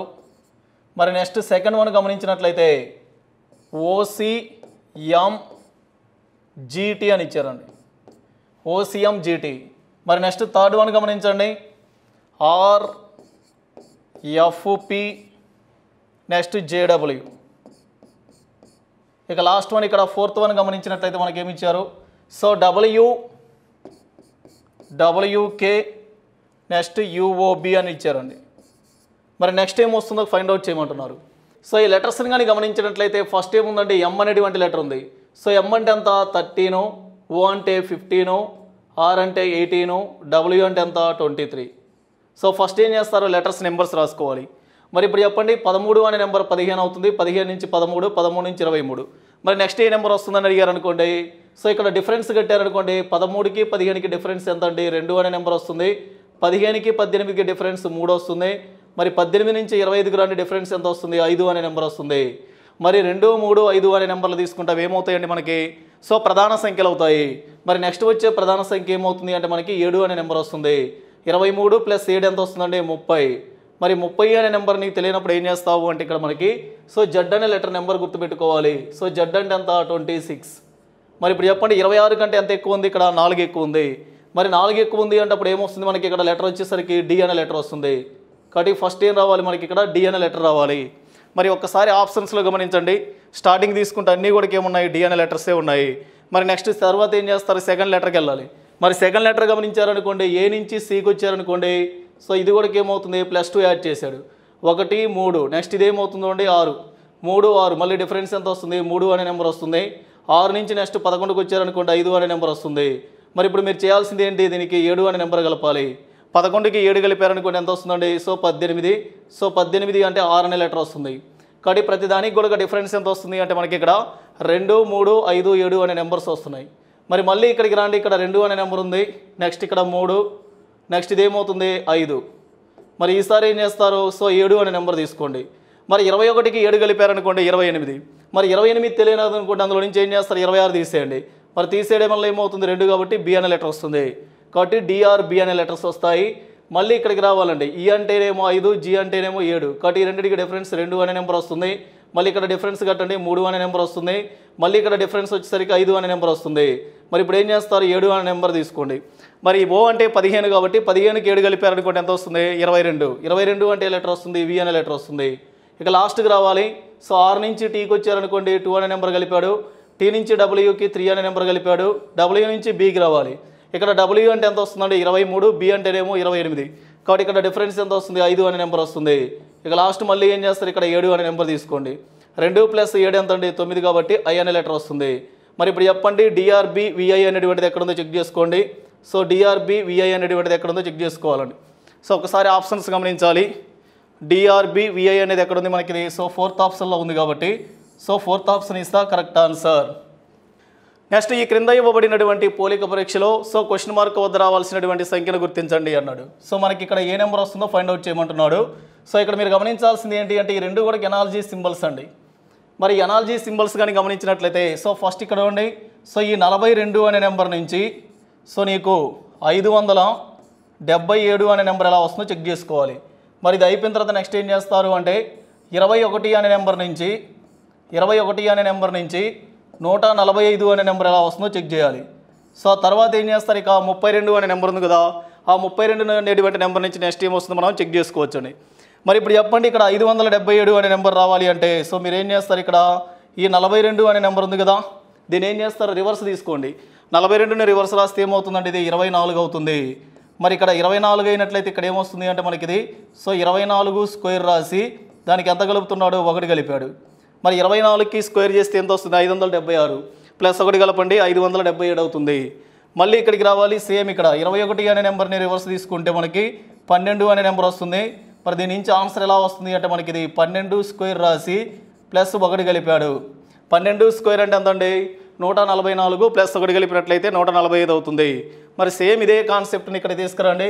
32 అనే నెంబర్ని ఏం చేస్తారు, రివర్స్లో తీసుకున్నట్లయితే 23 అనే నెంబర్ వస్తుంది. దీన్ని ఏం చేయాలి, స్క్వేర్ చేసి ప్లస్ 1 చేయాలి. మరి 23 స్క్వేర్ అంటే ఎంత, 529 అనే నెంబర్ వస్తుంది. ప్లస్ దీనికి ఎంత యాడ్ చేస్తారండి, 1 అనే నెంబర్ యాడ్ చేయండి. కాబట్టి దీని ఆన్సర్ ఎంత వస్తుంది, 530 అనే నెంబర్ వస్తుంది. మరి ఈ 530 అనేది నీకు ఎక్కడుంది అంటే ఆప్షన్లో సెకండ్ ఆప్షన్లో ఉంది కాబట్టి so second option is the correct answer. Okay, next question number 23. So ఈ క్రింద ఇవ్వబడినటువంటి పోలిక పరీక్షలో మనకి సో క్వశ్చన్ మార్క్ వద్ద లోపించిందని గుర్తించండి అన్నాడు. సేమ్ ఇక్కడ కూడా అంతే, మనకి ఎనాలజీస్ 2 ఎనాలజీ సింబల్స్ ఇచ్చారు. ఇందులో ఫస్ట్ నుంచి సెకండ్, ఇక్కడ కూడా ఫస్ట్ నుంచి సెకండ్ సేమ్. మళ్ళీ ఇక్కడ నుంచి ఫస్ట్ నుంచి సెకండ్ చెక్ చేసుకోవాలి. మరి ఫస్ట్ ఇక్కడ ఉండి మనకి ఏమొస్తుంది, 21 అనే నెంబర్ ఉంది. మరి 21 అనే నెంబర్ నుంచి సో మనకి 9261 అనే నెంబర్ ఎలా వస్తుంది అంటే మనకి సో 21 అనే నెంబర్కి క్యూబ్ రాశాడండి. ఓకేనా, 21 అనే నెంబర్కి కానీ క్యూబ్ రాసినట్లయితే మనకి అది 9261 అవుతుందండి. మరి నెక్స్ట్ ఇక్కడ ఉండి 15 అనే నెంబర్ ఉంది. మరి 15 అనే నెంబర్కి కూడా ఏం చేస్తారు, క్యూబ్ రాయండి. మరి 15 అనే నెంబర్కి కానీ క్యూబ్ చేశారనుకోండి 3375 అనే నెంబర్ వస్తుంది. కాబట్టి సేమ్ ఏం చేస్తున్నాడు ఇక్కడ మనకి సో మొదటి నెంబర్ ఏదైతే ఉంటుందో ఇక్కడ 21 అనే నెంబర్కి క్యూబ్ రాశాడు, ఇక్కడ 15 అనే నెంబర్కి క్యూబ్ రాశాడు. ఇప్పుడు మీరు ఏం చేస్తారు, 17 అనే నెంబర్ ఉంది కదా, సో ఈ 17 అనే నెంబర్కి క్యూబ్ రాయండి. కాబట్టి 17 అనే నెంబర్కి కానీ క్యూబ్ రాసినట్లయితే మనకి సో దీనికి ఆన్సర్ ఎంత వస్తుందండి, 4913 అనే నెంబర్ వస్తుంది. మరి ఈ 4913 అనే నెంబర్ ఎక్కడ ఉంది మనకి, సో 4th ఆప్షన్లో ఉంది కాబట్టి so 4th option is the correct answer. Next ఈ క్రింద ఇవ్వబడిన పోలిక పరీక్షలో క్వశ్చన్ మార్క్ వద్ద లోపించిందని గుర్తించమంటున్నాడు. సో సేమ్ ఇక్కడ కూడా అంతేనండి మనకి. సో ఎనాలిసిస్ కానీ గమనించినట్లయితే మళ్ళీ మనకి ఇక్కడ 2 ఎనాలిసిస్ ఇచ్చారు. సో మీరు గమనించాలి, ఎస్ఎస్సి ఎంటీఎస్లో వచ్చేసరికి గత ప్రశ్నపత్రాలను కానీ గమనించినట్లయితే మనకి 3 to 4 మార్క్స్ మనకి ఎనాలజీలో నుంచే ఇస్తున్నారండి. మరి నెక్స్ట్ ఇక్కడ గమనించండి, ఫస్ట్ ఏమవుతుంది, ఫస్ట్ నుంచి సెకండ్కి వెళ్ళినట్లయితే సో వాటర్ అనే స్పెల్లింగ్ ఇచ్చాడు. మరి ఈ వాటర్ అనేటువంటి స్పెల్లింగ్ నుంచి నీకు సో ఆ డీకోడింగ్ అనేటువంటిది ఎలా వస్తుందో చెక్ చేద్దాం. అలా నెక్స్ట్ సెకండ్ వన్ కానీ గమనించారనుకోండి, ఇక్కడ ఫుడ్ అనే స్పెల్లింగ్ ఇచ్చాడు, ఫుడ్ అనే స్పెల్లింగ్ ఇచ్చాడు. ఇక లాస్ట్ వన్ కానీ గమనించినట్లయితే మనకి రెస్ట్ అనే స్పెల్లింగ్ ఇచ్చారండి. మరి వీటికి ఆన్సర్స్ ఎలా వస్తాయో చెక్ చేయండి ఒకసారి. చూడండి, ఫస్ట్ మనకి ఇక్కడ ఫస్ట్ నుంచి సెకండ్కి వెళ్ళారనుకోండి, సో ఈ ఫస్ట్ నుంచి సెకండ్కి వెళ్ళినప్పుడు సో ఇక్కడ ఏం చేస్తున్నాడంటే రివర్స్లో తీసుకోవాలి. 6కి ఆపోజిట్ లెటర్ ఏమవుతుంది, ఐ అనే లెటర్ వస్తుంది. 6కి ఆపోజిట్ లెటర్ ఏమొస్తుందంటే ఐ అనే లెటర్ వస్తుంది. సో ఆపోజిట్ లెటర్స్ అంటే తెలిసిందే కదా మనకి, 2 లెటర్స్ నెంబర్స్ని కానీ యాడ్ చేస్తే 27 అనే నెంబర్ వచ్చింది అనుకోండి, ఆ రెండింటిని మనము ఆపోజిట్ లెటర్స్ అని అంటాం. మరి ఇప్పుడు చెప్పండి, ఈ అనే లెటర్కి ఆపోజిట్ ఏమవుతుంది, వి అనే లెటర్ వస్తుంది. టీ అనే లెటర్కి ఆపోజిట్ ఏమవుతుంది, జీ అనే లెటర్ అవుతుంది. అలానే ఏ అనే లెటర్కి ఆపోజిట్ జెడ్ అనే లెటర్ వస్తుంది. డబ్ల్యూ అనే లెటర్కి ఆపోజిట్ వచ్చేసరికి డి అనే లెటర్ వస్తుంది. సో అందువల్లనే మనకి ఏమి ఇచ్చాడు, ఇక్కడ ఐవిజీ జెడ్డి అనేటువంటి లెటర్స్ ఇచ్చారు. మళ్ళీ ఇక్కడికి రండి, సో డి అనే లెటర్కి ఆపోజిట్ ఏమవుతుందండి, డబ్ల్యూ అనే లెటర్ వస్తుంది. ఓకి ఆపోజిట్ లెటర్ వచ్చేసరికి ఎల్ అనే లెటర్ వస్తుంది. మళ్ళీ ఇక్కడ ఓకి ఆపోజిట్ లెటర్ ఎల్ అనే లెటర్ వస్తుంది. ఎఫ్కి ఆపోజిట్ లెటర్ వచ్చేసరికి ఏమవుతుంది, యు అనే లెటర్ వస్తుంది. కాబట్టి ఇక్కడ మనం ఏం చేస్తాం, ఆపోజిట్ లెటర్స్ తీసుకోవాలి. అవి కూడా ఎలా తీసుకోవాలి, రివర్స్లో తీసుకుంటూ వస్తున్నాడండి. మరి ఇప్పుడు చెప్పండి, ఇందులో టీ అనే లెటర్ తీసుకున్నారనుకోండి, టీకి ఆపోజిట్ లెటర్ ఏమవుతుంది, జీ అనే లెటర్ వస్తుంది. ఎస్కి ఆపోజిట్ లెటర్ హెచ్ అనే లెటర్ వస్తుంది. ఈకి ఆపోజిట్ లెటర్ వి అనే లెటర్ వస్తుంది. ఆర్కి ఆపోజిట్ లెటర్ ఐ అనే లెటర్ వస్తుంది. కాబట్టి జీహెచ్ విఐ అనేటువంటిది ఎక్కడ ఉందో చెక్ చేసుకోవాలండి. మరి జీహెచ్ విఐ అనేది ఎక్కడ ఉంది, మనకి ఫస్ట్ ఆప్షన్లోనే ఉంది కాబట్టి so first option is the correct answer. So తెలిసిందే కదా, ఇక్కడ మనకి ఏకి ఆపోజిట్ లెటర్ అడిగితేనేమో జెడ్ తీసుకుంటాం. అలానే బీకి ఆపోజిట్ లెటర్ అంటేనేమో వై తీసుకుంటాం. Up to and so on. M అనే లెటర్ తీసుకున్నారనుకోండి, ఎమ్కి ఆపోజిట్ లెటర్ ఏమొస్తుంది, ఎన్ వస్తుంది. సో ఇదే కాంబినేషన్ మనకి ఇక్కడ ఇచ్చారండి, రివర్స్లో ఇచ్చారు. ఈ రెండు యాడ్ చేయండి, 1 + 26 ఎంత వస్తుంది, 27 అవుతుంది. 2 + 25 27. ఇలా లెటర్స్ నెంబర్స్ని యాడ్ చేసినప్పుడు మనకు 27 అనే నెంబర్ వస్తుంది. అంటే అవి ఏమవుతాయి, మనకి ఇక్కడ ఆపోజిట్ అవుతాయి. సో ఆపోజిట్ లెటర్స్ కానీ గుర్తుపెట్టుకున్నట్లయితే సో ఈ క్వశ్చన్ మనము ఈజీగా సాల్వ్ చేయగలము. ఈ క్రింద ఇవ్వబడినటువంటి పోలిక పరీక్షలో క్వశ్చన్ మార్క్ వద్ద లోపించిందని గుర్తించండి అని అడిగారండి. సో ఇక్కడ మీరు గమనించాలి, 2 4 36 అన్నాడు, 4 6 100. మరి ఇక్కడ క్వశ్చన్ మార్క్ ఇచ్చారు. మరి ఇప్పుడు దీని నుంచి ఆన్సర్ ఏమొస్తుంది అంటే మనకి సో 2 4. సో ఈ రెండు ఏం చేస్తున్నాడు, 2 + 4 2 కలిపి సో దీన్ని ఏం చేశాడు, స్క్వేర్ చేశాడండి. మరి 2 + 4 అంటే ఎంత వస్తుంది, మనకి ఇక్కడ 6 అనే నెంబర్ వస్తుంది కాబట్టి సో 6 స్క్వేర్ రాయండి, ఎంత వస్తుంది, 36. ఇక్కడ అది ఎక్కడ తీసుకున్నాడు, ఇక్కడ తీసుకున్నాడు. అలానే మళ్ళీ ఇక్కడికి రావాలి, సో 4 6 కాబట్టి ఇదేమవుతుంది, 4 + 6 10 అనే నెంబర్ వస్తుంది. దీన్ని స్క్వేర్ చేయండి, ఎంత వస్తుంది మనకి, సో 100 అనే నెంబర్ వస్తుంది. అది ఇక్కడ రాశాడు. మరి ఇలాంటి కాంబినేషన్ నీకు ఇచ్చినటువంటి ఆప్షన్లు ఎక్కడ ఉందో చెక్ చేసుకోవాలండి. మరి 8² + 4 స్క్వేర్ చేశారనుకోండి, సో 1 minute 8 + 4 8 + 4 ఎంత, 12. మరి 12 స్క్వేర్ అంటే మనకి ఏమవుతుంది, సో 144 కదా, కాబట్టి ఇది కాదా ఆన్సర్. మరి ఇక్కడికి రాండి, 12 + 4 ఎంత వస్తుంది, 16 16 స్క్వేర్ అంటే 256, కాబట్టి ఇది కూడా కదా ఆన్సర్. మరి ఇక్కడ ఉండి 6 + 6 సో 6 + 6 ఎంత అండి, 12 12 స్క్వేర్ అంటే ఎంత వస్తుంది, 144. కాబట్టి ఏమవుతుంది, మనకు ఆ రీజన్ ఎక్కడ వస్తుంది, థర్డ్ ఆప్షన్లో వస్తుంది. కాబట్టి so third option is the correct answer. Next ఒక నిర్దిష్ట కోడ్ భాషలో కోడింగ్ అనగా సో కోడింగ్ అనేటువంటి వర్డ్ని ఏం చేశారంటే మనకి ఇక్కడ సో ఇక్కడ మనకి నెంబర్స్గా ఇలా డీకోడ్ చేశారంటండి. అయితే నీకు డీకోడింగ్ అనే దానికి ఆన్సర్ ఏమొస్తుందని అడిగారు. సో మనకి ఇచ్చినటువంటి స్పెల్లింగ్ గమనించాలి. ఫస్ట్ ఏమి ఇచ్చారండి కోడింగ్, CODING కోడింగ్ అనేటువంటి వర్డ్ ఇచ్చారు. మరి దీని నుంచి నీకు ఆన్సర్స్ ఎలా వస్తాయో చెక్ చేసుకోవాలి అక్కడ. సో ఫస్ట్ 7 అనే నెంబర్ ఎలా వస్తుంది అంటే మనకి లాస్ట్కి రండి, G అంటే ఎంత 7 కాబట్టి అందువల్ల ఏం చేశాడు ఫస్ట్ ఇక్కడ 7 అనే నెంబర్ తీసుకున్నాడు. సో N అంటే ఎంత అండి 14 కాబట్టి అందువల్ల సెకండ్ వన్ ఏం చేశారు 14 అనే నెంబర్ తీసుకున్నాడు. సో ఇక్కడ I అంటే ఎంత 9 కాబట్టి ఇందువల్ల ఏం చేశాడు నెక్స్ట్ 9 అనే నెంబర్ తీసుకున్నాడు. D అంటే ఎంత 4 కాబట్టి ఇక్కడ ఏం చేశాడు నెక్స్ట్ 4 అనే నెంబర్ తీసుకున్నాడు. అలానే O అంటే ఎంత వస్తుంది 15 కాబట్టి అందువల్ల లాస్ట్లో 15 తీసుకున్నాడు. ఇక లాస్ట్కి వచ్చేసరికి ఏమవుతుంది ఇక్కడ C అంటే 3 కాబట్టి అందువల్ల లాస్ట్లో ఏమొస్తుంది అక్కడ మనకి 3 అనే నెంబర్ వస్తుంది. కాబట్టి ఇక్కడ ఏం చేశాడు మనకి కోడింగ్ అనేటువంటి వర్డ్ని వెనక నుంచి ముందుకు లెటర్స్ నెంబర్స్ తీసుకుంటున్నాడు. మరి ఇప్పుడు చెప్పండి మీకు వచ్చేసరికి ఇక్కడ ఏమి ఇచ్చాడు డీకోడింగ్ అనేటువంటి వర్డ్ తీసుకున్నట్లయితే మరి దీనికి ఆన్సర్ ఏమొస్తుందని అడిగారండి. ఓకేనా, DECODING డీకోడింగ్ అనేటువంటి స్పెల్లింగ్ తీసుకున్నప్పుడు మరి దీనికి ఆన్సర్ ఏమొస్తుంది అంటే సో ఇందులో చెప్పండి ఫస్ట్ లాస్ట్ ఏముంది G అనే లెటర్ ఉంది కాబట్టి Gకి ఎంత వస్తుంది 7 అనే నెంబర్ వస్తుంది. మరి 7 అనే నెంబర్ తీసుకుంటే 3వ ఆప్షన్లో లేదు, ఇక్కడ 4వ ఆప్షన్లో లేదు కాబట్టి ఆప్షన్ ఎలిమినేషన్ చేద్దాం. మరి నెక్స్ట్ ఇక్కడ ఉండి N అంటే ఎంత అండి 14 కాబట్టి 14 తీసుకోండి. నెక్స్ట్ I అంటే ఎంత మనకి 9 కాబట్టి 9 అనే నెంబర్ వస్తుంది. కాబట్టి ఇప్పుడు గమనించండి 7 14 9 మళ్ళీ ఇక్కడ 7 14 9 మరి నెక్స్ట్ ఏమవుతుంది దీని తర్వాత D అనేటువంటిది తీసుకుంటే 4 అనే నెంబర్ వస్తుంది. O అంటేనేమో 15 వస్తుంది. అలానే ఇక్కడ C అంటేనేమో 3 అనే నెంబర్ వస్తుంది. E అంటేనేమో 5 అనే నెంబర్ వస్తుంది. ఇక లాస్ట్లో ఇక్కడ D అంటే ఎంత వస్తుందండి 4 అనే నెంబర్ వస్తుంది. మరి ఇప్పుడు చెప్పండి మనకి ఇక్కడ వచ్చేసరికి ఏమవుతుంది 7149415354 కాబట్టి ఈ నెంబర్ ఎక్కడ ఉంది మనకి ఇది సెకండ్ ఆప్షన్లో ఉంది కాబట్టి so second option is the correct answer. Next ఒకవేళ వంశీ ఈజ్ ఈక్వల్ టు 64 మరియు మోహన్ ఈజ్ ఈక్వల్ టు 51 అయితే మరి వాసవి అనగా ఎంత అని అడిగారండి. సో ఇక్కడ స్పెల్లింగ్స్ గమనించాలి. ఫస్ట్ ఏ స్పెల్లింగ్ ఇచ్చాడు వంశీ అనే స్పెల్లింగ్ ఇచ్చాడు. ఇక్కడ ఫస్ట్ మనకి ఇచ్చినటువంటి స్పెల్లింగ్ వంశీ అండి. మరి తర్వాత ఏ స్పెల్లింగ్ ఇచ్చాడు ఇక్కడ మోహన్ అనే స్పెల్లింగ్ ఇచ్చాడు, MOHAN మోహన్ అనే స్పెల్లింగ్ ఇచ్చారు. మరి ఇప్పుడు కనుక్కోవాల్సింది ఏంటి లాస్ట్కి ఇక వాసవి అనేటువంటి దానికి ఆన్సర్ ఏమొస్తుందని అడిగారండి. ఓకేనా, నెక్స్ట్ లాస్ట్లో వచ్చేసరికి వాసవి అనే స్పెల్లింగ్కి ఆన్సర్ ఏమొస్తుందని అడిగారు. మరి ఇప్పుడు చెప్పండి ఫస్ట్ ఏం చేస్తారు అంటే ఇందులో మీరు లెటర్స్ నెంబర్స్ తీసుకోండి. సో ఇక్కడ V అంటే ఎంత 22, A అంటే 1, M అంటే 13, S అంటే 19, I అంటే 9 మరి ఈ లెటర్స్ నెంబర్స్ మొత్తాన్ని కలపండి. సో ఇక్కడ వచ్చేసరికి ఏమవుతుంది 1 + 19 20 అవుతుంది. సో 20 ఒక 22 ఎంత వస్తుందండి 42. సో 42 నెక్స్ట్ ఇక్కడ గమనించాలి. సో 42 ఇవి ఏమవుతున్నాయండి 22. సో 42 ఒక 22 ఎంత వస్తుంది సో 64 అనే నెంబర్ వస్తుంది. అంటే ఏం చేస్తున్నారు లెటర్స్ నెంబర్స్ మొత్తాన్ని యాడ్ చేస్తున్నారండి. మరి నెక్స్ట్ ఇక్కడికి రావాలి. M అంటే ఎంత వస్తుంది 13, O అంటే 15, H అంటే 8, A అంటే 1, N అంటేనేమో 14 మరి ఈ మొత్తాన్ని కలపండి.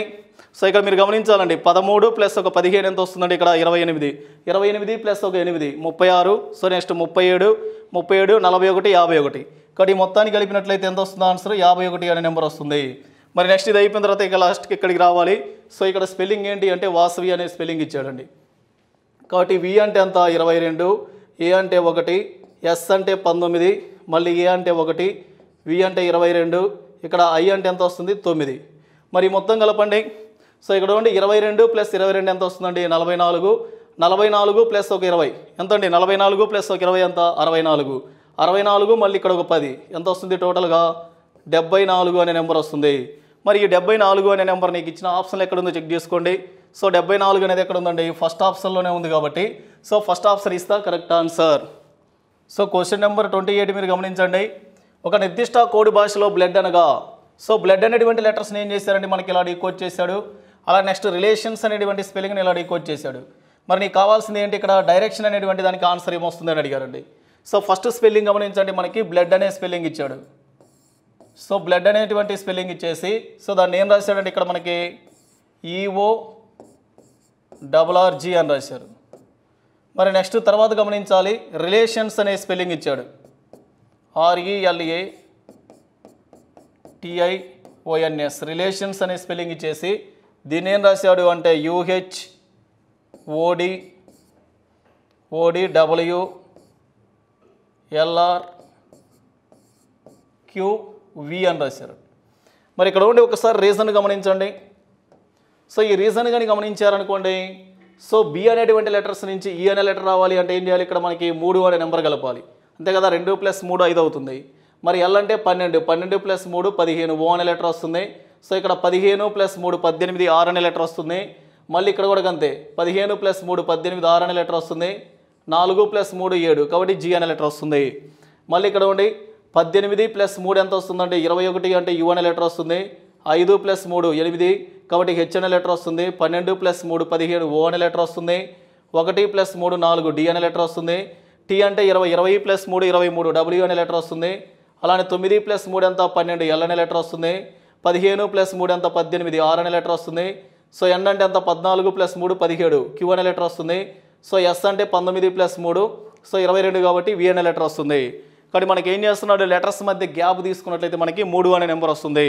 సో ఇప్పుడు నువ్వు చేయాల్సింది ఏంటి, ఇక డైరెక్షన్స్ అనే స్పెల్లింగ్ తీసుకోండి. DIRECTIONS, డైరెక్షన్స్ అనే స్పెల్లింగ్ తీసుకొని, సో ఇక్కడ కూడా ఏం చేస్తారు, 3 అనే నెంబర్ కలుపుకుంటూ రండి. సో ప్రతి దానికి కూడా మనం ఇక్కడ 3 అనే నెంబర్ కలుపుకుంటూ రావాలండి. సో ఇలా కలుపుకుంటూ వచ్చినట్లయితే మనకి ఆన్సర్ ఎక్కడ ఉందో చెక్ చేసుకోండి. మరి చెప్పండి, ఫస్ట్ వచ్చేసరికి డి, 4 + 3 ఎంత, సో 7, కాబట్టి జీ అనే లెటర్ వస్తుంది. ఐ అంటే ఎంత, సో 9 + 3 ఎల్ అనే లెటర్ వస్తుంది. సో 18 + 3 ఎంత అండి 21, కాబట్టి యు అనే లెటర్ వస్తుంది. 5 + 3 8, కాబట్టి హెచ్ అనే లెటర్ వస్తుంది. 3 + 3 6, కాబట్టి ఎఫ్ అనే లెటర్ వస్తుంది. నెక్స్ట్ ఈ టీ అనే లెటర్కి ఏం చేస్తారు, 20 + 3 23, కాబట్టి డబ్ల్యూ అనే లెటర్ వస్తుంది. ఐ అంటే ఎంత మనకి ఇక్కడ 9, 9 + 3 12, కాబట్టి ఎల్ అనే లెటర్ వస్తుంది. మళ్ళీ ఇక్కడికి రావాలి. సో ఓ అంటే 15, 15 + 3 ఎంత 18, కాబట్టి ఆర్ అనే లెటర్ వస్తుంది. సో ఎన్ అంటే 14, 14 + 3 17, క్యూ అనే లెటర్ వస్తుంది. సో ఎస్కి ఏం చేస్తారు, 3 కలపండి 22, కాబట్టి వి అనే లెటర్ వస్తుంది. మరి ఒకసారి చెక్ చేసుకోండి, GLUHF, GLUHF, నెక్స్ట్ WLRQV. ఇక్కడ ఇది ఎక్కడ ఉంది చూడండి, GLUHF, నెక్స్ట్ ఏమవుతుంది WLRQV. కాబట్టి నెక్స్ట్ మీరు గమనించినట్లయితే ఇంకెక్కడ ఉందా, so GLUHF. So next one వచ్చేసరికి WL, కాబట్టి ఇక్కడ WL లేదు, కాబట్టి ఇది కాదండి ఆన్సర్. మరి నెక్స్ట్ చూడండి, ఇక్కడ అసలు W అనే లెటర్ మధ్యలో ఉంది, కాబట్టి ఇది కూడా కదా ఆన్సర్. కాబట్టి ఇక్కడ ఏమవుతుంది, ఫైనల్గా వచ్చేసరికి ఆన్సర్ ఫస్ట్ ఆప్షన్ అవుతుంది. So first option is the correct answer. Next, ఒక నిర్దిష్ట కోడ్ భాషలో జూన్ అనే దాన్ని 2గా డీకోడ్ చేశాడంట, ఆగస్ట్ అనే దాన్ని 3గా డీకోడ్ చేసినట్లయితే మరి నవంబర్ అనే దానికి ఆన్సర్ ఏమొస్తుంది అని అడిగారండి. సో మీరు గమనించండి, ఫస్ట్ జూన్ అనేటువంటి స్పెల్లింగ్ తీసుకున్నట్లయితే మరి ఈ జూన్ అనేటువంటి స్పెల్లింగ్ నుంచి నీకు 2 అనే నెంబర్ ఎందుకు వస్తుందో చెక్ చేద్దాం. అలానే నెక్స్ట్ వన్ వచ్చేసరికి ఆగస్ట్, మరి ఈ ఆగస్ట్ అనే స్పెల్లింగ్ నుంచి నెక్స్ట్ మనకి ఏమవుతుంది 3 అనే నెంబరు. మరి నెక్స్ట్ వన్ గమనించినట్లయితే ఇది అయిపోయిన తర్వాత నెక్స్ట్ నవంబర్, మరి నవంబర్ అనేటువంటి స్పెల్లింగ్ గమనించినట్లయితే మరి ఈ నవంబర్ అనేటువంటి స్పెల్లింగ్ నుంచి ఆన్సర్ ఏమొస్తుంది అనేది చెక్ చేయాలండి. మరి ఇక్కడ మీరు గమనించాల్సిన పాయింట్ ఏంటి అంటే, జూన్ అనేటువంటి లెటర్స్ కానీ గమనిస్తే ఇందులో మనకి కాన్సోనెంట్స్ గుర్తుపెట్టుకోవాలి. జే అనే లెటర్, ఎన్ అనే లెటర్ ఎన్ని వస్తున్నాయి, మనకి హల్లులు అనేవి 2 వస్తున్నాయి, అందువల్ల 2 అనే నెంబర్ తీసుకున్నాడు. మరి ఇక్కడ ఉండి హల్లులు ఎన్ని వస్తాయి, ఇది వచ్చు కాబట్టి ఇది క్యాన్సిల్ చేయండి, ఇది క్యాన్సిల్ చేయండి, కాబట్టి జీ అనేది ఒకటి హల్ అవుతుంది. సో ఇది కూడా క్యాన్సిల్ చేయండి, ఎస్ అనే హల్ అవుతుంది, నెక్స్ట్ టీ అనేది కూడా కళ్ళు. కాబట్టి ఎన్ని హల్లులు వస్తున్నాయండి, మనకి 3 హల్లులు వస్తున్నాయి, కాబట్టి ఇక్కడ 3 అనే నెంబర్ తీసుకున్నాడు. అలానే నెక్స్ట్ ఇక్కడ తీసుకున్నట్లయితే నవంబర్ అనే స్పెల్లింగ్కి వెళ్ళండి. మరి నవంబర్ అనే స్పెల్లింగ్లో హల్లులు తీసుకుంటే మనకి ఇది 1, నెక్స్ట్ 2, 3, 4, 5, కాబట్టి ఎన్ని వస్తున్నాయి, మనకి 5 వస్తున్నాయి, కాబట్టి సో 5 అనే నెంబర్ తీసుకోవాలి. మరి అది ఎక్కడుంది అంటే మనకి సెకండ్ ఆప్షన్లో ఉంది, కాబట్టి so second option is the correct answer. So ఈ క్రింద ఇవ్వబడే సమీకరణం ఖచ్చితం కావాలి అంటే మనకి సో ABCD మరియు ఏల వద్ద ఉండవలసినటువంటి గణిత గుర్తులు వరుసగా అడిగారండి.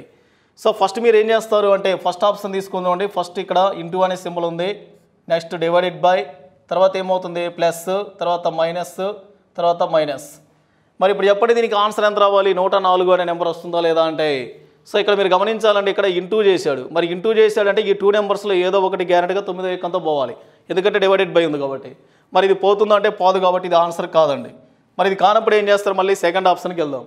మరి సెకండ్ ఆప్షన్లో చూడండి, ఈసారి సింబల్స్ ఏమవుతున్నాయి, ఫస్ట్ మైనస్ తీసుకోవాలి, తర్వాత ఏం చేస్తారు ఇక్కడ సింబల్ తీసుకుంటే ఇంటూ అనే సింబల్ ఉంది, ఇంటూ తర్వాత నెక్స్ట్ ఏ సింబల్ ఉంది ప్లస్, మరి తర్వాత ఏం చేయాలి ఈసారి డివైడెడ్ బై, మరి డివైడెడ్ బై తర్వాత లాస్ట్లో ఏం చేయాలి ఇక్కడ మైనస్.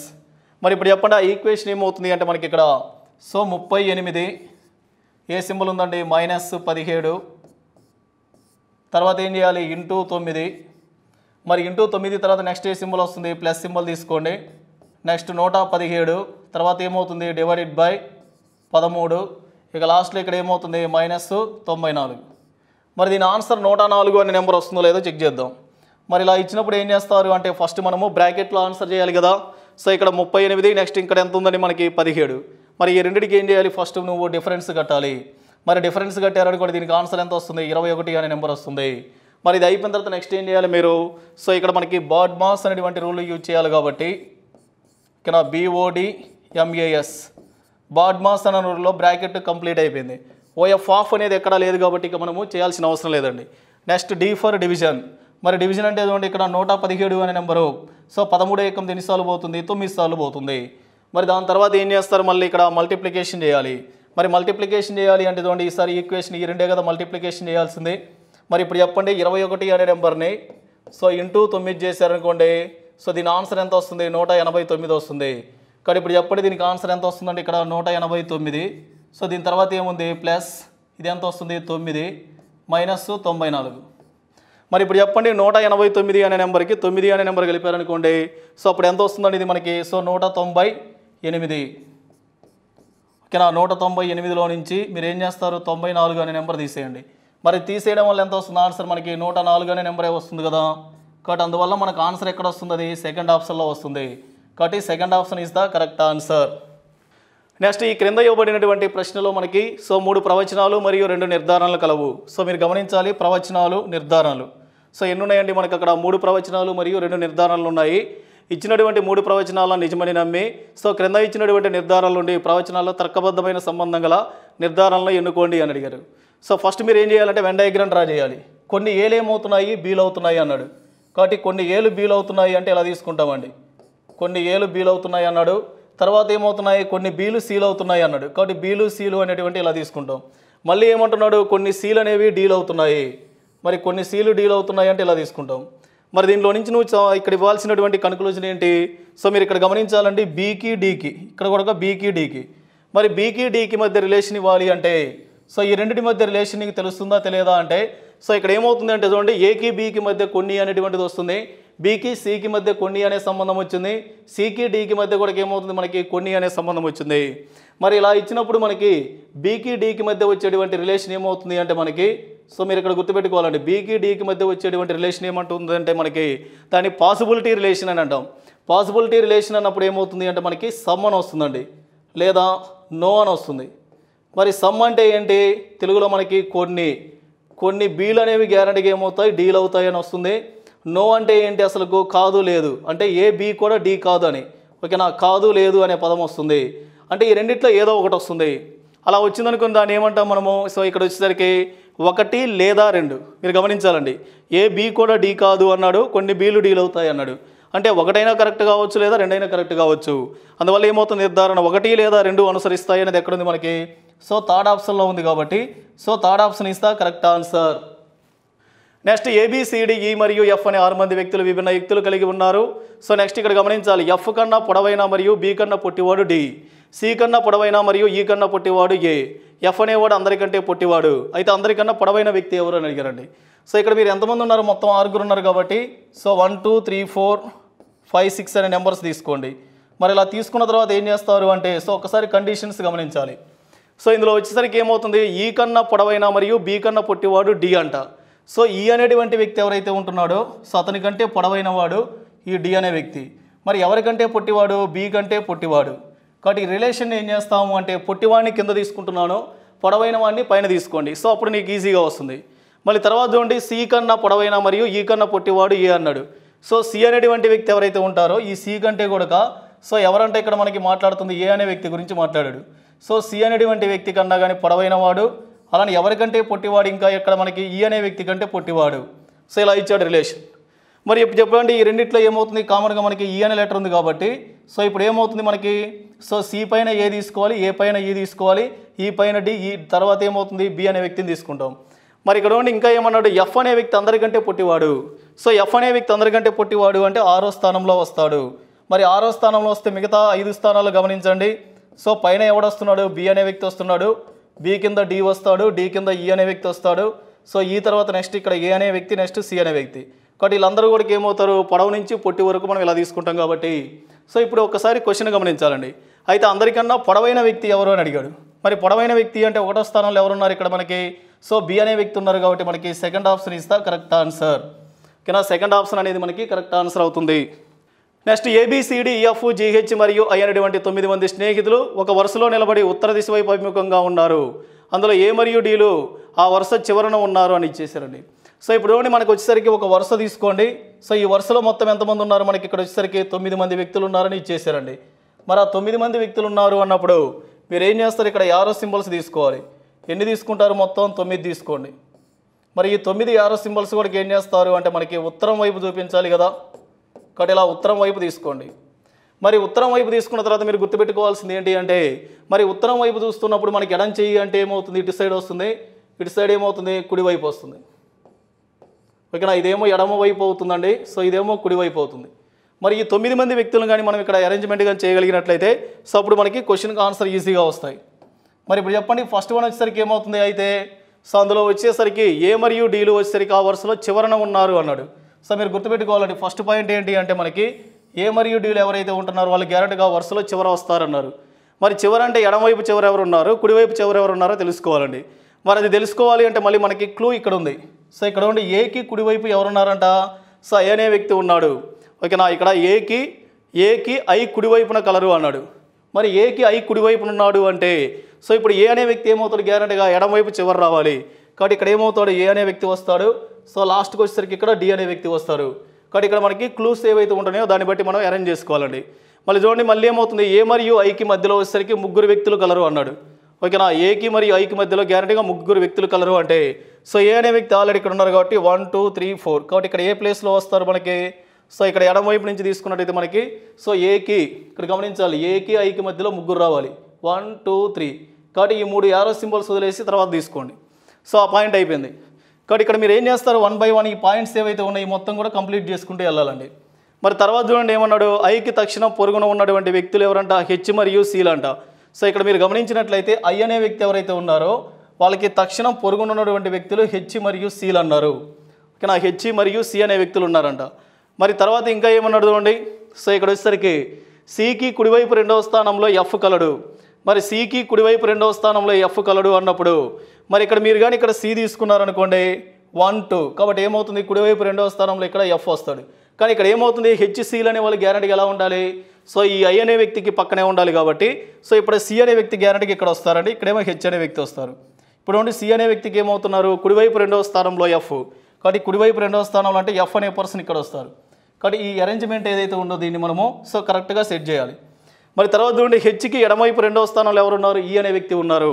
మరి H అనే వ్యక్తి దగ్గరికి వెళ్ళండి, H అనే వ్యక్తి దగ్గరికి వెళ్ళి మనకి ఎడమవైపు రెండవ స్థానం. కాబట్టి ఇక్కడ ఎడమవైపు రెండవ స్థానం అంటే ఏమవుతుంది, ఇక్కడ వస్తారండి, ఎవరు వస్తారు, E అనే వ్యక్తి వస్తారు. ఇలా మనకి ఇచ్చినటువంటి సెంటెన్స్ మొత్తం కూడా 1 by 1 మొత్తం కంప్లీట్ చేసుకుంటే సో అప్పుడు మీకు క్వశ్చన్స్ ఈజీ అవుతాయి. మరి ఇక్కడ చూడండి, Bకి ఎడమవైపు రెండవ స్థానంలో ఎవరున్నారు, A అనే వ్యక్తి ఉన్నారు. ఓకేనా, Bకి ఎడమవైపు రెండవ స్థానంలో, ఓకేనా, Bకి ఎడమవైపు రెండవ స్థానంలో A అనే వ్యక్తి ఉన్నాడు అన్నాడు కాబట్టి ఇక గ్యారెంటీగా B అనే వ్యక్తి ఇక్కడ వస్తారు. ఎడమవైపు రెండవ స్థానంలో ఎవరు వస్తున్నారు, A అనే వ్యక్తి వస్తున్నారు. మరి ఇంక ఎవరు మిస్ అయ్యారు చూడండి, ఇక్కడ ABCDEF G అనే వ్యక్తి మిస్ అయ్యారండి. ఇక్కడ G అనే వ్యక్తి ఇక్కడ వస్తారు. అయితే నేను అడిగింది ఏంటి ఇక్కడ, అయితే ఆ వరుసలో ఖచ్చితంగా మధ్యలో కూర్చొని ఉన్నటువంటి వ్యక్తి ఎవరు అన్నాడు. మరి ఈ వరుసలో మధ్యలో కూర్చున్న వ్యక్తి అంటే మొత్తం ఎంతమంది ఉన్నారు చూడండి, 9 మంది. మరి ఇప్పుడు ఏం చేస్తారు, ఇక్కడ 5వ స్థానం తీసుకోవాలి. 1 2 3 4 5 6 7 8 9. మరి ఇందులో మధ్యలో ఉన్నటువంటి వ్యక్తి అంటే ఎవరు వస్తారో I అనే వ్యక్తి వస్తారు. మరి I అనేది చూడండి ఎక్కడ ఉంది, మనకి ఇచ్చినటువంటి ఆన్సర్లో మనకి ఫస్ట్ ఆప్షన్లోనే ఉంది కాబట్టి so first option is the correct answer. Next ABCDEF GH అనేటువంటి 8 మంది స్నేహితులు ఒక వృత్తాకార బల్లా చుట్టూ కూర్చొని కేంద్రానికి అభిముఖంగా ఉన్నారు అన్నాడు. సో ఇక్కడ మొత్తం ఎంతమంది ఉన్నారంటే వ్యక్తులు, మొత్తం 8 మంది వ్యక్తులు ఉన్నారు. కాబట్టి మీరు ఏం చేస్తారంటే ఒక సర్కిల్ తీసుకోండి, ఈ సర్కిల్ చుట్టూ ఏం చేస్తారు అంటే మనకి 8 మంది వ్యక్తులను కూర్చోబెట్టాలి. కాబట్టి ఇలా చూసుకోండి, 1 2 3 4 5 6 7 8 మొత్తం 8 మంది వ్యక్తులు కూడా మనకి సో ఎలా ఉన్నారు, అక్కడ వృత్త కేంద్రానికి అభిముఖంగా ఉన్నారన్నాడు. మరి ఇప్పుడు మీరు నెక్స్ట్ చేయాల్సింది ఏంటి అంటే ఇందులో డైరెక్ట్ పాయింట్ ఇండైరెక్ట్ పాయింట్స్ అని ఉంటాయి. మరి ఎక్కడ ఉన్నాయో చూడండి, సో ఏకి కుడివైపు 4వ స్థానంలో B అనే వ్యక్తి ఉన్నాడు. మరి ఇప్పుడు మీరు ఏం చేస్తారు, A అనే వ్యక్తిని ఎక్కడో చోట తీసుకోవాలి, ఇక్కడ తీసుకుంటాను నేను. కానీ ఇప్పుడు ఇక్కడ ఏమవుతుంది, మనకి కుడివైపు అంటే ఏమవుతుంది, ఇలా వస్తుందండి, ఇది కుడివైపు అవుతుంది. సో ఇదేమవుతుంది, ఇటు సైడ్ తీసుకున్నారనుకోండి ఎడం వైపు వస్తుంది. మరి ఇప్పుడు ఏ అనే వ్యక్తికి కుడివైపు 4వ స్థానంలో అన్నాడు. మరి ఇక్కడ నుంచి కౌంట్ చేసుకోండి, 1 2 3 4. కాబట్టి ఇక్కడ ఎవరు వస్తున్నారు, మనకి బి అనే వ్యక్తి వస్తున్నారు. ఓకేనా, ఏ అనే వ్యక్తికి మనకి కుడివైపు 4వ స్థానంలో బి, మరియు ఎడమవైపు 2వ స్థానంలో ఎవరున్నారు, ఈ అనే వ్యక్తి ఉన్నారు. మరి ఎడమవైపు 2వ స్థానంలో ఇక్కడ ఎవరు వస్తారు, ఈ అనే వ్యక్తి వస్తాడు. కాబట్టి అక్కడ మనం చేయాల్సింది ఏంటి అంటే, ఫస్ట్ ఏకి కుడివైపు 4వ స్థానంలో బి అనే వ్యక్తిని, అలానే ఎడమవైపు 2వ స్థానంలో ఈ అనే వ్యక్తిని మనం అరేంజ్ చేయాలి. మరి తర్వాత చూడండి ఇక్కడ ఏమవుతుంది, ఈకి ఎదురుగా ఎవరున్నారంట, జి అనే వ్యక్తి ఉన్నాడు. మరి ఈకి ఎదురుగా అంటే ఇక్కడ తీసుకోవాలి కాబట్టి ఇక్కడ జి అనేటువంటి లెటర్ తీసుకోండి. మరి జీకి తక్షణ ఎడమవైపు ఉన్నటువంటి వ్యక్తి డికి, ఎదురుగా ఉన్నటువంటి వాడు ఎఫ్ ఉన్నారంట. మరి ఇప్పుడు ఫస్ట్ జీకి తక్షణ ఎడమవైపు ఉన్నటువంటి వ్యక్తి ఎవరు, డి అనే వ్యక్తి. మరి చెప్పండి, జి అనే వ్యక్తి ఆల్రెడీ ఇక్కడ ఉన్నారు కదా. సో ఇతనికి ఎడమవైపు తక్షణము, ఎడమవైపు అంటే ఎవరు వస్తారు, ఇక్కడ వస్తారు. సో ఈ డీకి మళ్ళీ ఏమవుతుంది, ఎదురుగా ఎవరున్నారు, ఎఫ్ అనే వ్యక్తి ఉన్నారు. కాబట్టి డీకి ఎదురుగా ఇక్కడ ఏం చేస్తారు, ఎఫ్ అనే వ్యక్తిని తీసుకోండి. కాబట్టి ఆ సెంటెన్స్ని కూడా ఏం చేయాలి, ఫస్ట్ మీరు ఇక్కడ డయాగ్రామ్లో కంప్లీట్ చేసుకోవాలండి. మరి అది అయిపోయిన తర్వాత నెక్స్ట్ చూడండి, బీకి కుడివైపు 3వ స్థానంలో ఎవరున్నారు, సి అనే వ్యక్తి ఉన్నాడు అన్నాడు. మరి బి అనేటువంటి వ్యక్తి ఇక్కడ ఉన్నారండి. మరి కుడివైపు 3వ స్థానం అన్నాడు. ఇక్కడ నుంచి కౌంట్ చేసుకోండి. సో కుడివైపు అంటే ఇదే కదా వస్తారు మనకి, 1 2 3. కాబట్టి ఈ ప్లేస్లో ఎవరు వస్తారంట, సి అనే వ్యక్తి వస్తాడు. కాబట్టి ఇక్కడ మీరు ఏం చేస్తారు, సి అనే వ్యక్తిని తీసుకోండి. మరి ఇంక చూడండి, నెక్స్ట్ ఇవన్నీ అయిపోయిన తర్వాత మనకు మిగిలిపోయినటువంటి పాయింట్ ఎవరు చూడండి ఒకసారి, ఏ అనే వ్యక్తి, నెక్స్ట్ బి, సి, డి, ఈ, ఎఫ్, జి. ఎవరు మిగిలిపోయారు, హెచ్ అనే వ్యక్తి. కాబట్టి హెచ్ అనే వ్యక్తి గ్యారంటీకి ఏమవుతారు, ఇక్కడికి వస్తారండి. మరి ఇప్పుడు క్వశ్చన్ గమనించండి, మనకి ఏమడిగాడు, క్వశ్చన్లో గమనించినట్లయితే బి మరియు జి మధ్య ఉన్నటువంటి వ్యక్తి ఎవరు అని అడిగాడు. మరి ఇప్పుడు చెప్పండి, బీకి జీకి మధ్యలో ఉన్న వ్యక్తి ఎవరు, హెచ్ అనే వ్యక్తి కదా. కాబట్టి ఆ హెచ్ అనే వ్యక్తి ఎక్కడ ఉంది, మనకి ఫస్ట్ ఆప్షన్లోనే ఉంది కాబట్టి సో ఫస్ట్ ఆప్షన్ ఇస్తా కరెక్ట్ ఆన్సర్. Question number 35. ఒక తరగతిలో ఏ యొక్క ర్యాంక్ వచ్చేసరికి పైనుంచి 16వ ర్యాంకు, మరియు బి యొక్క ర్యాంక్ వచ్చేసరికి క్రింద నుంచి 21వ ర్యాంక్ అన్నారండి. ఏ మరియు బిల మధ్య ఉన్నటువంటి విద్యార్థులు ఆ తరగతిలోని మొత్తం విద్యార్థులకు 1/2 వంతు. అయితే ఆ తరగతిలోని మొత్తం విద్యార్థులు ఎంతమంది అని అడిగారు క్వశ్చన్. సో ఇక్కడ మీరు గమనించాలి, ఏ అనే పర్సన్ యొక్క ర్యాంకు పైనుంచి ఇచ్చేసాడు మనకి. సో పైనుంచి తీసుకున్నప్పుడు మనకి ఇక్కడ ఏ అనే పర్సన్ యొక్క ర్యాంక్ ఏమవుతుంది, సో 16వ ర్యాంక్ అవుతుంది. మరి నెక్స్ట్ బి అనేటువంటి పర్సన్ ఇక్కడ తీసుకున్నట్లయితే ఇతని ర్యాంక్ ఏమవుతుంది, క్రింద నుంచి 21వ ర్యాంక్ అవుతుంది అని ఇచ్చేసారండి. అంటే ఇప్పుడు నీకు ఏమవుతుంది, నెక్స్ట్ వచ్చేసరికి ఏ మరియు బిల మధ్య ఉన్నటువంటి విద్యార్థులు ఆ తరగతిలోని మొత్తం విద్యార్థులకు 1/2 వంతు. అంటే ఇప్పుడు చెప్పండి, ఈ మధ్యలో ఉన్నటువంటి వాళ్ళు ఉంటారు చూసారా, వాళ్ళు ఏమవుతున్నారంట, ఆ తరగతిలో ఉన్నటువంటి విద్యార్థులు ఎవరైతే ఉంటారో మొత్తం అందులో మనకి సగం ఉంటారన్నారు. మరి ఇప్పుడు ఆ తరగతిలో ఉన్నటువంటి మొత్తం విద్యార్థులు ఎంతమంది అని అడిగారు. సో అప్పుడు ఏం చేస్తామంటే ఇక్కడ చూడండి, ఈ నెంబర్స్ కలపాలండి. 16 + 21. ఇక్కడ 16 + 21 ఎంత వస్తుంది మనకి, ఇది 37. మరి ఈ 37 మందిని కానీ మీరు ఈ మధ్యలో తీసుకున్నారనుకోండి, మొత్తం కౌంట్ చేయండి. 37 + 37 ఏమవుతుంది మనకి ఇక్కడ, సో 37 + 37 అంటే ఎంత వస్తుందండి, 74. మరి 74 మొత్తం 74 మంది అయితే అందులో సగం మందిగా ఉంది ఇక్కడ. కాబట్టి అందువల్ల ఆన్సర్ ఏమవుతుంది మనకి, 74 అనేది కరెక్ట్ ఆన్సర్ అవుతుంది. So second option is the correct answer. ఓకేనా. కాబట్టి ఇలా ఇచ్చినప్పుడు మనం ఏం చేయాలి అంటే, సో ఈ 2 నెంబర్స్ని యాడ్ చేయండి. యాడ్ చేస్తే మనకి 37 అనే నెంబర్ వస్తుంది, అది మధ్యలో తీసుకోండి. మరి మొత్తం కావాలి అంటే ఏం చేస్తారు, 37 + 37 మొత్తం 74 అవుతారు. ఈ క్రింద ఇవ్వబడిన పటంలో చూపిన విధంగా ఒక కాగితంను మడతపెట్టి కత్తిరించారు. ఆ కాగితం తెరిచినట్లయితే అది ఎలా కనపడుతుంది అని అడిగారండి. సో ఇక్కడ మీరు ఏం చేయాలి అంటే, ఇలా అది మనకి పేపర్ ఫోల్డింగ్, పేపర్ కటింగ్లో నుంచి వస్తుంది కాబట్టి సో ఇక్కడ మనకి నెంబర్ ఇవ్వాలి 1 2 3. సో మీరు ఏం చేస్తారు, సో 3 నుంచి 2కి 2 నుంచి 1కి ఇలా వచ్చారనుకోండి, అప్పుడు మీకు ఆన్సర్ వస్తుందండి. మరి ఇక్కడ మనకి వచ్చేసరికి ఫస్ట్ ఈ షేప్ ఏదైతే ఉందో అది యాస్టీస్గా కనపడాలి. మరి అది యాస్టీస్గా కనపడాలి అంటే మనకి సో ఇక్కడ 4th ఆప్షన్లో యాస్టీస్గా ఉంది. మరి ఇక్కడ గమనించారనుకోండి, ఇక్కడ సర్కిల్ ఉంది కానీ ఇక్కడ ఏముంది, సర్కిల్ లేదు. సో ఈ పార్ట్ గమనించాలి. కాబట్టి ఇది ఆన్సర్ కాదు. మరి అది కాదు అంటే మళ్ళీ ఇక్కడికి రండి, ఇది సేమ్ ఉంది. మళ్ళీ ఇక్కడ తీసుకున్నారనుకోండి, ఇక్కడ కూడా సేమ్ ఉందండి. మరి తర్వాత ఏం చేస్తారు, మనం ఇక్కడ 2 నుంచి 3కి వెళ్ళినప్పుడు సో ఇక్కడ పేపర్ అనేది ఏమవుతుంది, ఫస్ట్ నుంచి సెకండ్కి వెళ్ళినప్పుడు ఏమో టాప్ నుంచి డౌన్, ఇలా నెక్స్ట్ ఏమవుతుంది, సెకండ్ నుంచి థర్డ్కి వెళ్ళారనుకోండి మనకి సో ఎడమవైపు నుంచి మనకి కుడివైపుకు ఫోల్డింగ్ చేశారు. కాబట్టి ఇప్పుడు మీరు ఏం చేయాలి, దీనికి మిర్రర్ ఇమేజ్ రాయాలి. మరి మిర్రర్ ఇమేజ్ రాయాలి అంటే చూడండి, ఇక్కడ ఏమవుతుంది, ఫస్ట్ ఒక సర్కిల్ ఉంది, తర్వాత స్క్వేర్ బాక్స్, నెక్స్ట్ మధ్యలో వచ్చేసరికి ఏమో ట్రయాంగిల్, మళ్ళీ ఇక్కడ ఒక స్క్వేర్ బాక్స్ ఉంది, తర్వాత మళ్ళీ ఇక్కడ ఒక సర్కిల్ ఉంది. మరి దీనికి మీరు చేయాల్సింది ఏంటి, ఇక్కడ మనకి సో ఇక్కడ వచ్చేసరికి మిర్రర్ ఇమేజ్ రాయాలి. సో మిర్రర్ ఇమేజ్ రాయడం వల్ల ఏమవుతుందంటే సో అది ఇలా మారిపోతుందండి. సో ఈ బాక్స్ అనేది ఇలా మారిపోతుంది. మరి చూడండి, అది మనకి ఎక్కడ వస్తుంది అంటే మనకి సో ఇక్కడ తీసుకున్నారనుకోండి, ఇక్కడ కరెక్ట్గానే ఉంది. మరి ఇక్కడ చూడండి, ఇక్కడ కూడా కరెక్ట్గానే ఉందా. సో ఇక్కడ మీరు గమనించాలండి, పాయింట్స్ గమనించాలి, అలానే సర్కిల్స్. కాబట్టి నెక్స్ట్ ఏమవుతుంది ఇక్కడ కూడా మనకి కరెక్ట్గానే వస్తుంది. అయితే నీకు తర్వాత చేయాల్సింది ఏంటి అంటే సో ఈ పార్ట్ అనేది చూడండి ఫస్ట్లో హాఫ్ ఆఫ్ ది పార్ట్ చూస్తే సేమ్ అలానే ఉంది. అలానే సెకండ్ వన్ తీసుకుంటే ఇందులో హాఫ్ ఆఫ్ ది పార్ట్ కూడా సేమ్ అలానే ఉంది. అలానే మళ్ళీ ఇక్కడికి రండి, ఇక్కడ కూడా హాఫ్ ఆఫ్ ది పార్ట్ ఏదైతే ఉంటుందో సో అది కూడా మనకి సేమ్ అలానే వస్తుంది. కాబట్టి ఇంతవరకు మనకి ఎలాంటి డిఫరెన్స్ కనపడలేదు. మరి నెక్స్ట్ చేయాల్సింది ఏంటి, మళ్ళీ ఇక్కడ సెకండ్ నుంచి 1కి ఇక్కడ సెకండ్ నుంచి మళ్ళీ 1కి వెళ్ళండి. వెళ్ళినప్పుడు అప్పుడు ఏమవుతుంది మనకి టాప్ నుంచి డౌన్కి కాబట్టి ఈసారి ఏం చేస్తారు మీరు సో ఇక్కడ వచ్చేసరికి సో మిర్రర్ ఇమేజ్ కాకుండా వాటర్ ఇమేజ్ రాయాలండి. మరి వాటర్ ఇమేజ్ రాయడం వల్ల ఏమవుతుంది మనకి సో ఇక్కడ 2 సర్కిల్స్ ఉన్నాయి కాబట్టి పైన ఒక 2 సర్కిల్స్ రావాలి. మరి ఆ 2 సర్కిల్స్ అనేవి అన్నింటిలో వచ్చాయి. మరి ఇక్కడ వచ్చేసరికి ఏమవుతున్నాయి మళ్ళీ బాక్సెస్ గమనించండి. సో ఈ బాక్సెస్ ఏవైతే ఉంటాయో మనకి గ్యారంటీకి ఏం రావాలి, టాప్లో రావాలి. మరి టాప్లో చూడండి ఇక్కడ ఉందా బాక్స్ లేదు కదా, కాబట్టి ఇది కాదు ఆన్సర్. ఇక్కడ బాక్స్ లేదు, మనకి స్క్వేర్ బాక్స్ కింద ఉన్నప్పుడు సేమ్ అలాంటి స్క్వేర్ బాక్స్ కింద ఉన్నటువంటిది పైకి రావాలండి. మరి నెక్స్ట్ మనం గమనించినట్లయితే మరి ఇంకా మనం మిగిలిపోయింది 2 ఆప్షన్లు 1, 2. మరి 1, 2 అని తీసుకున్నట్లయితే ఒకసారి చూడండి ఈ కింద ఏమవుతుంది మనకి ట్రయాంగిల్స్ ఉన్నాయి. మరి వీటికి వాటర్ ఇమేజ్ రాయడం వల్ల యాస్టీస్గా రావు కదా, మరి యాస్టీస్గా రాకుండా ఏమవుతాయి రివర్స్లో వస్తాయి. కానీ ఇక్కడ చూడండి యాస్టీస్గా ఉన్నాయి కాబట్టి ఇది కూడా కదా ఆన్సర్. ఇక గ్యారంటీగా ఏమవుతుంది సెకండ్ ఆప్షన్ అవుతుంది. So second option is the correct answer. Next ఈ క్రింద ఇవ్వబడినటువంటి పటంలో దాగి ఉన్న పటాన్ని ఐచ్ఛికం నుంచి గుర్తించండి అని అడిగారండి. సో ఇక్కడ ఇచ్చినటువంటి ఆప్షన్స్లో మనకి ఎక్కడ ఉందో చెక్ చేసుకోమంటున్నాడు. సో మీరు గమనించాలి ఇక్కడ వచ్చేసరికి మనకి ఏమవుతుంది అంటే ఫస్ట్ ఆప్షన్ గమనించినట్లయితే సో ఇక్కడ మీకు ఈ షేప్ చూడండి ఎక్కడన్నా ఉందా, మనకి ఈ షేప్ అనేది ఎక్కడా లేదండి. ఈ బాక్స్లో కూడా ఎక్కడ కూడా మనకు కనపడలేదు. నీకు ఇక్కడ ఏం చేశాడు ఇంతవరకు అనుకోండి కరెక్ట్గా తీసుకున్నాడు, కానీ ఇంతవరకు అయితే మాత్రం కరెక్ట్గానే తీసుకుంటున్నాడు. బట్ ఈ షేప్ మిగతాది ఏదైతే ఉంటుందో అది మనకి లేదు ఇక్కడ, కాబట్టి అందువల్ల ఏమవుతుంది ఇది రాంగ్ అయిపోతుంది. మరి ఇక్కడ ఉండి ఈ లైన్ అనేది దీంట్లో కలిసిపోయింది కానీ ఇక్కడ కలవలేదు కదా, కాబట్టి ఇది కూడా కదా ఆన్సర్. మరి నెక్స్ట్ వన్ గమనించారనుకోండి ఇక్కడ చూడండి ఇది కూడా ఏమవుతుంది మిడిల్లో ఇలా కలిసిపోయింది. మరి ఈ లైన్ ఇక్కడ కలవలేదు కదా ఇది, కాబట్టి ఇది కూడా కదా ఆన్సర్. ఇక గ్యారంటీగా ఏమవుతుంది మనకి థర్డ్ ఆప్షన్ అనేది కరెక్ట్ ఆన్సర్ అవుతుంది. సో ఇలా మనకి ఆప్షన్స్ని ఎలిమినేషన్ చేసుకుంటూ వెళ్తే అప్పుడు మనకి ఈజీగా అర్థమవుతుంది. కాబట్టి ఆన్సర్ అంతా ఎక్కడ ఉందండి, ఇక్కడ ఉంది ఆన్సర్. మరి ఈ రెండింటి మధ్యలో ఉంది తప్ప దీనికి మనకి అటాచ్ కాలేదు అది. నెక్స్ట్ ఈ క్రింద ఇవ్వబడినటువంటి అసంపూర్తి పటాన్ని సంపూర్ణంగా పూర్తి చేయడానికి అవసరమయ్యేటువంటి పటాన్ని ఐచ్ఛిక పటాల నుంచి గుర్తించండి అని అడిగారండి. సో ఇప్పుడు మీరు ఏం చేస్తారంటే ఫస్ట్ లోపల ఉన్న స్క్వేర్ బాక్స్ కంప్లీట్ చేయండి, తర్వాత ఈ బాక్స్ని ఇలా కంప్లీట్ చేసుకోండి. మళ్ళీ ఇక్కడ ఏమవుతుంది సర్కిల్ వస్తుంది, అలానే కార్నర్స్లో అనుకోండి ఇలా వస్తుంది. మరి ఈ షేప్ ఎక్కడ ఉందో చెక్ చేసుకోండి ఒకసారి మనకి ఇచ్చిన ఆప్షన్స్లో. సో మనకి ఇచ్చినటువంటి ఆప్షన్స్లో తీసుకుంటే మిడిల్లో ఇక్కడ మనకి ఇలా రాదు కదండి, కాబట్టి ఇది కాదు ఆన్సర్. ఇక్కడ తీసుకుంటే మనకి టాప్లో ఉన్నాయి కాబట్టి ఇది కాదు ఆన్సర్. ఇప్పుడు ఏమంటే మనకి ఇక్కడ ఎక్కడ వస్తున్నాయి ఒక కార్నర్లో రావాలి కాబట్టి ఇది కూడా కదా ఆన్సర్. ఇంకా గ్యారంటీగా ఏమవుతుంది మనకి ఫోర్త్ ఆప్షన్ ఇస్తా కరెక్ట్ ఆన్సర్.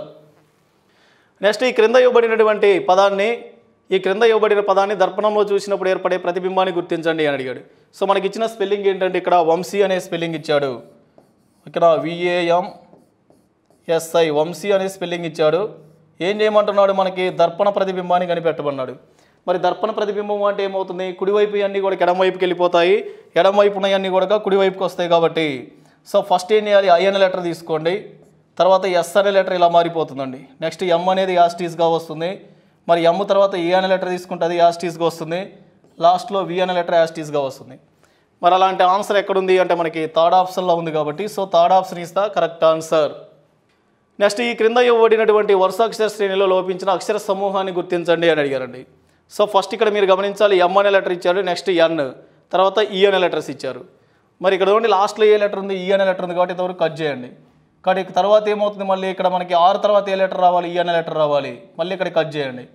మరి ఇప్పుడు చూడండి M తర్వాత ఏ లెటర్ ఉంది G అనే లెటర్ ఉంది, G తర్వాత N అనే లెటర్ కాబట్టి ఇక్కడ N అనే లెటర్ వస్తుంది కాబట్టి MGNRE, మళ్ళీ MGNRE, అలానే MGNRE. కాబట్టి అవి ఏమవుతున్నాయి మనకి కంటిన్యూగా వస్తున్నాయి కాబట్టి సో ఇక్కడ repetition of the letter series వచ్చేసరికి MGNRE, మళ్ళీ ఏమొస్తుంది MGNRE, మళ్ళీ లాస్ట్లో కూడా గమనించినట్లయితే సో ఇది కూడా ఏమవుతుందండి మళ్ళీ MGNRE అని వస్తాయి. కానీ ఇప్పుడు చెప్పండి ఇందులో మనకి మిస్ అయినటువంటి లెటర్స్ గమనించినట్లయితే సో ఫస్ట్ G అనే లెటరు, నెక్స్ట్ R అనే లెటరు. మరి GR అనేది చూడండి మనకి ఇక్కడ ఫస్ట్ ఆప్షన్ కానీ సెకండ్ ఆప్షన్లో లేవు కాబట్టి ఈ రెండు కాదు ఆన్సర్. మరి తర్వాత చెక్ చేసుకోండి M అనే లెటరు E అనే లెటర్ ఉన్నాయి తర్వాత, సో తర్వాత ME తర్వాత ఏమొస్తుంది N అనే లెటర్ రావాలి. కాబట్టి అది ఎక్కడ వస్తుంది మనకి ఇక్కడ థర్డ్ ఆప్షన్లో వస్తుంది కాబట్టి so third option is the correct answer. So ఏదైతే మనకి ఎస్ఎస్సి ఎంటీఎస్ అండి మల్టీ టాస్కింగ్లో ఉన్నటువంటి జీకే అండ్ కరెంట్ అఫైర్స్ ఏమన్నా ఒకసారి చూద్దాము. సో ఫస్ట్ వన్ చూసినట్లయితే international bio resource conclave ethno pharmacology congress 2023 so కి హోస్ట్గా ఉన్న నగరం ఏది అని చెప్పేసి అడుగుతున్నారండి. సో మనకి ఏదైతే మనకి ఆయుర్వేదం కానివ్వండి, సిద్ధా కానివ్వండి, యునానీ కానివ్వండి, సో ఇలాంటివి భారతదేశానికి సంబంధించిన సాంప్రదాయానికి సంబంధించినటువంటి చికిత్సలు ఏమైతే ఉన్నాయో వీటిని ప్రపంచ స్థాయికి తీసుకువెళ్ళాలనే ఉద్దేశంతో ఈ యొక్క కాన్క్లేవ్ అనేది 2023కి సంబంధించి మనకి ఇంఫాల్ మణిపూర్లో జరిగింది. సో మనకి ఇంఫాల్ మణిపూర్ అని చెప్పేసి అంటామండి. సో ఈ యొక్క మణిపూర్ దీనికి వేదికగా ఉంది జరిగింది. సో అదేవిధంగా దీనికి సంబంధించి ఆర్కే రంజన్ గారు అని చెప్పేసి సో మనకి ఆర్కే రంజన్ గారు అండి. ఈ ఆర్కే రంజన్ ఎవరు అంటే సో మనకి ఏదైతే దీనికి సంబంధించి కేంద్ర విద్య అండ్ విదేశాంగ సహాయక శాఖ మంత్రి ఆర్కే రంజన్. సో దీంట్లో మాట్లాడుతూ ఏదైతే మనకి న్యాచురోపతి కానివ్వండి, ఆయుర్వేదం కానివ్వండి, సిద్ధ కానివ్వండి, యునానీ కానివ్వండి, వీటి యొక్క ఏవైతే విశిష్టత ఉంటుందో దీన్ని ప్రపంచ స్థాయికి తెలియాలనే ఉద్దేశంతో ఈ యొక్క కాన్క్లేవ్ని ఏదైతే మనకి ప్రారంభించడం జరిగింది. ఇది ఎక్కడ జరిగిందంటే మణిపూర్ ఇంఫాల్లో జరిగిందండి. గుర్తుంచుకొని సరిపోతుంది. సో నెక్స్ట్ వన్ చూద్దాము. సో నెక్స్ట్ వన్ చూసినట్లయితే యూపీఐ చెల్లింపులను ప్రారంభించిన మొట్టమొదటి ప్లాట్ఫామ్ అండి. లైక్ పేమెంట్ బ్యాంక్ ఏంటి అంటున్నాడు. సో దట్ ఈజ్ పేటిఎం చెల్లింపుల బ్యాంకు అండి. సో జనరల్గా ఇక్కడ మనకి ఏదైతే మనకి పేటిఎం బ్యాంక్ అని చెప్పేసి అంటామండి. సో ఏ బ్యాంకు అంటే పేటిఎం చెల్లింపుల బ్యాంకు. మీ అందరికీ తెలిసిందే పేటిఎం అనేవాళ్ళు పేమెంట్ బ్యాంక్. మీ అందరికీ small banks and payment banks అని చెప్పేసి ఐడియా ఉండే ఉంటుంది. సో దాంట్లో భారతదేశంలో మొట్టమొదటి పేమెంట్ బ్యాంక్ ఏంటి అంటే మనకి ఎయిర్టెల్ పేమెంట్స్ బ్యాంక్ అండి. ఎయిర్టెల్ పేమెంట్స్ బ్యాంక్ 2017లో వచ్చింది. సో ప్రజెంట్ ఇది ఒక పేటిఎం పేమెంట్ బ్యాంక్ అనేది ఈ యొక్క ఫస్ట్ యూపీఐ చెల్లింపులకి పర్మిషన్ ఇవ్వడం జరిగింది పేమెంట్స్ బ్యాంకుల్లో. రైట్. సో నెక్స్ట్ వన్ చూద్దాము. సో మనకి గ్లోబల్ రెస్పాన్సిబుల్ టూరిజం సమ్మిట్ను ఏ రాష్ట్రం నిర్వహిస్తుంది అంటే దట్ ఈజ్ మనము దీనికి సంబంధించి చూసినట్లయితే మనకి సిక్కిమా, గోవానా, సో మనకి హిమాచల్ ప్రదేశ్ అని చెప్పేసి అడగడం జరుగుతుంది. సో దట్ ఈజ్ కేరళ అండి. సో మనకి గ్లోబల్ రెస్పాన్సిబుల్ టూరిజం సమ్మిట్ అని చెప్పేసి సో అంతర్జాతీయంగా ఏదైతే మనకి పర్యాటకం టూరిజం ఉంటుందో దాన్ని డెవలప్మెంట్ చేయాలనే ఉద్దేశంతో సో ఈ యొక్క సమ్మిట్ని కండక్ట్ చేశారు. ఏ రాష్ట్రం అని చెప్పేసి అడుగుతారు. కేరళ అండి. సో జనరల్గా ఎస్ఎస్సి మల్టీ టాస్కింగ్లో సింగిల్ లైన్ క్వశ్చన్సే ఉంటాయండి. సో పెద్దగా ఉన్నట్టు ఏముండవు. సో జనరల్గా స్ట్రైట్ అటాకేనండి. సో అది ఎక్కడ జరిగింది అంతే. సో నెక్స్ట్ వన్ చూద్దాము. సో నెక్స్ట్ వన్ చూసినట్లయితే జాతీయ భద్రతా దినోత్సవం 2023 యొక్క థీమ్ ఏంటి అంటున్నాడండి. సో ఇక్కడ థీమ్ చూసినట్లయితే దీనికి సంబంధించి ఏది నేషనల్ సేఫ్టీ డే అని చెప్పేసి అంటామండి దీన్నే. సో మనకి నేషనల్ సేఫ్టీ డే అండి. సేఫ్టీ డే అని చెప్పేసి సో దీన్ని మనము మార్చి 4న సెలబ్రేట్ చేసుకుంటూ ఉంటామండి. దీనికి సంబంధించి అవర్ ఎయిమ్ జీరో హార్మ్ అనేది దీని థీమ్గా ఉందండి. సో దీన్నే మనం తెలుగులో మా లక్ష్యము శూన్య హాని అన్నామండి. ఎప్పుడైనా థీమ్స్ అనేవి మనం కొంచెం ఇంగ్లీష్లోనే మీకు ప్రియారిటీ ఇవ్వండి. సో ఇంగ్లీష్కే కొంచెం ఎక్కువగా మనము చదువుకోవాలండి. ఎందుకంటే గూగుల్ ట్రాన్స్లేషన్ జరిగేటప్పుడు అవర్ ఎయిమ్ అని చెప్పేసి సో మనకి అవర్ ఎయిమ్ అని చెప్పేసి ఎలా ఇస్తాడండి. సో అందువల్ల అవర్ ఎయిమ్ జీరో హార్మ్ అని చెప్పేసి థీమ్తో so the national safety day అనే థీమ్ అనేది ఉంది. గుర్తుంచుకోండి. సో నెక్స్ట్ వన్ చూద్దాము. బ్రహ్మోస్ క్షిపణి రష్యా యొక్క ఎన్పిఓ మషినోస్ట్రోయోనియా మరియు భారతదేశంలోని ఏ సంస్థ భాగస్వామ్యంతో అభివృద్ధి చేయబడింది అంటే సో జనరల్గా బ్రహ్మోస్ మిజైల్ అని చెప్పేసి it is A super sonic cruise missile. So అది మనము ఇండియా అండ్ రష్యా సహకారంతో బిల్డ్ చేసాము. సో ఏదైతే మనకి ఈ యొక్క ఎన్పిఓ మషినోస్ట్రోయోనియా అనేది సో రష్యాకి సంబంధించినటువంటి కంపెనీ అండి. అది ప్లస్ మన భారతదేశానికి సంబంధించి DRDO defence research development organisation అని చెప్పేసి సో ఇది ఢిల్లీ హెడ్ క్వార్టర్గా ఉంటుంది. సో వీళ్ళ భాగస్వామ్యంతో మనం బ్రహ్మోస్ మిజైల్ని తయారు చేసాం. అదేవిధంగా మనము మన ఇండియాకి సంబంధించి బ్రహ్మపుత్ర రివర్ సో మనకి బ్రహ్మపుత్ర రివర్ మీదగా ఆ పేరు మీదగాను సో అదేవిధంగా రష్యాకి సంబంధించి మనము మోస్కావా రివర్ ఈ రెండు పేర్లు వచ్చే విధంగా బ్రహ్మోస్ అని చెప్పేసి పేరు పెట్టడం జరిగింది. సో నెక్స్ట్ వన్ చూద్దాము.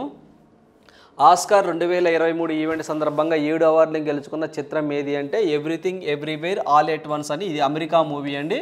సో ఇది వచ్చేసరికి 7 అవార్డ్స్ అనేది విన్ అవడం జరిగిందండి దీంట్లో. సో మీ అందరికీ తెలిసిందే ఏదైతే మనకి 1929 నుంచి ఆస్కార్ అవార్డ్స్ ఇస్తూ ఉన్నారండి. ఏదైతే మనకి academy of motion picture arts and sciences అని చెప్పేసి ఆస్కార్ అవార్డుని ప్రొవైడ్ చేస్తూ ఉంటుంది. అమెరికా ఏదైతే మనకి డాల్బీ థియేటర్లో ప్రజెంట్ చేస్తూ ఉంటారు. There is no cash prize. ఈ యొక్క ఆస్కార్ అవార్డ్స్కి ఎటువంటి క్యాష్ ప్రైజ్ అంటే బహుమతి ఉండదండి. సో ఎటువంటి క్యాష్ ప్రైజ్ అనేది ఉండదు. సో ఈ సంవత్సరం everything everywhere all at once అనే మూవీ అమెరికాకి సంబంధించింది. సో దగ్గరగా దీనికి సంబంధించి 7 అవార్డులు విన్ అవటం జరిగిందండి. సో ఏదైతే మనకు ఉంటుందో ఉత్తమ చిత్రంలో కానివ్వండి, సో మనకి ఉత్తమ చిత్రం కేటగిరీ కానివ్వండి, సో అదేవిధంగా మనం చూసినట్లే ఉత్తమ నటి అండి. సో మనకి ఉత్తమ నటి కేటగిరీలో కానివ్వండి, సో అదేవిధంగా మనకి ఉత్తమ నటుడు అండి, సో మనకి నటుడు కానివ్వండి, అదేవిధంగా సో ఉత్తమ సహాయ నటుడు అండి, ఉత్తమ సహాయ నటుడు అసిస్టెంట్ అండి, సహాయ నటుడు కానివ్వండి, సో అదేవిధంగా దర్శకుడు కానివ్వండి, సో డైరెక్షన్ అండి దర్శకుడు కానివ్వండి, సో అదేవిధంగా మనకి ఫిలిం ఎడిటింగ్ కానివ్వండి, సో మనకి ఫిలిం ఎడిటింగ్ కానివ్వండి, అదేవిధంగా స్క్రీన్ ప్లే కానివ్వండి, మనకు స్క్రీన్ ప్లే కానివ్వండి. సో 1 2 3 4 5 6 ప్లస్ ఇది ఒకటండి, ఏదైతే మనకి స్క్రీన్ ప్లే కానివ్వండి, సో ఉత్తమ చిత్రం ఒకటండి. సో ఇలా 7 కేటగిరీస్లో ఎక్కువగా ఏ అవార్డు అంటే everything everywhere all at once అనే మూవీకి ఎక్కువ రావడం జరిగిందండి. మీ అందరికీ తెలిసిందే. So best original song not అని చెప్పేసి, సో ఇవన్నీ మీరు చదువుకున్నవేనండి. సో జనరల్గా దీని గురించి మనం ఒక బిట్ ఎక్స్పెక్ట్ చేయొచ్చు. సో గుర్తుంచుకోండి. సో అదేవిధంగా ఇక్కడ మనం చూసినట్టయితే మన ఇండియాకి సంబంధించి ఏదైతే షార్ట్ ఫిలింలో, సో మనకి డాక్యుమెంటరీలో షార్ట్ ఫిల్మ్లో మనకి ద విస్పరస్ ఎలిఫెంట్స్ అని చెప్పేసి రావడం జరిగింది. సో నెక్స్ట్ వన్ చూద్దాము. సో మనకి ఇటీవల వార్తల్లో కనిపించిన సినియా ద్వీపం ఏ దేశంలో ఉంది అంటున్నాడండి. సో మనకి సినియా ద్వీపం ఏ దేశంలో ఉంది అని అడుగుతూ ఉన్నారు. సో ఇది మనం చూసినట్లయితే యుఏఈలో ఉందండి, యుఏఈ. సో మనకి యునైటెడ్ అరబ్ ఎమిరేట్స్ అని చెప్పేసి అంటాము, ఈ దేశంలో ఉందండి. సో అదేవిధంగా మనకి ఏదైనా ఒక ద్వీపం వచ్చినట్లయితే, ఫర్ ఎగ్జాంపుల్ తువాలు అనే ఒక దేశం అంటే అది ఒక ద్వీపం. సో మనది ఒక ద్వీపం ఏంటంటే అది కూడా మనకి డిజిటల్ దేశంగా రీసెంట్గా వార్తలు రావడం జరిగింది. సో సింపుల్గా సో ఆ ద్వీపం ఎక్కడ ఉంటుంది ఆ పేరు తెలిస్తే సరిపోతుందండి. సో నెక్స్ట్ వన్ చూద్దాము. సో నెక్స్ట్ వన్ చూసినట్లయితే భారతదేశం యొక్క మొదటి క్లోన్డ్ దేశీ గిర్ ఆడపులి పేరేంటి అంటున్నాడండి. అంటే ఇది ఆవు జాతికి సంబంధించినటువంటి ఒక దూడపిల్ల అండి. సో దీన్ని ఆర్టిఫిషియల్గా పుట్టించడం జరిగింది. దానికి పెట్టిన పేరు ఏంటంటే గంగా అండి. సో దానికి పెట్టిన పేరు ఏంటంటే గంగా, ఒక ఆడ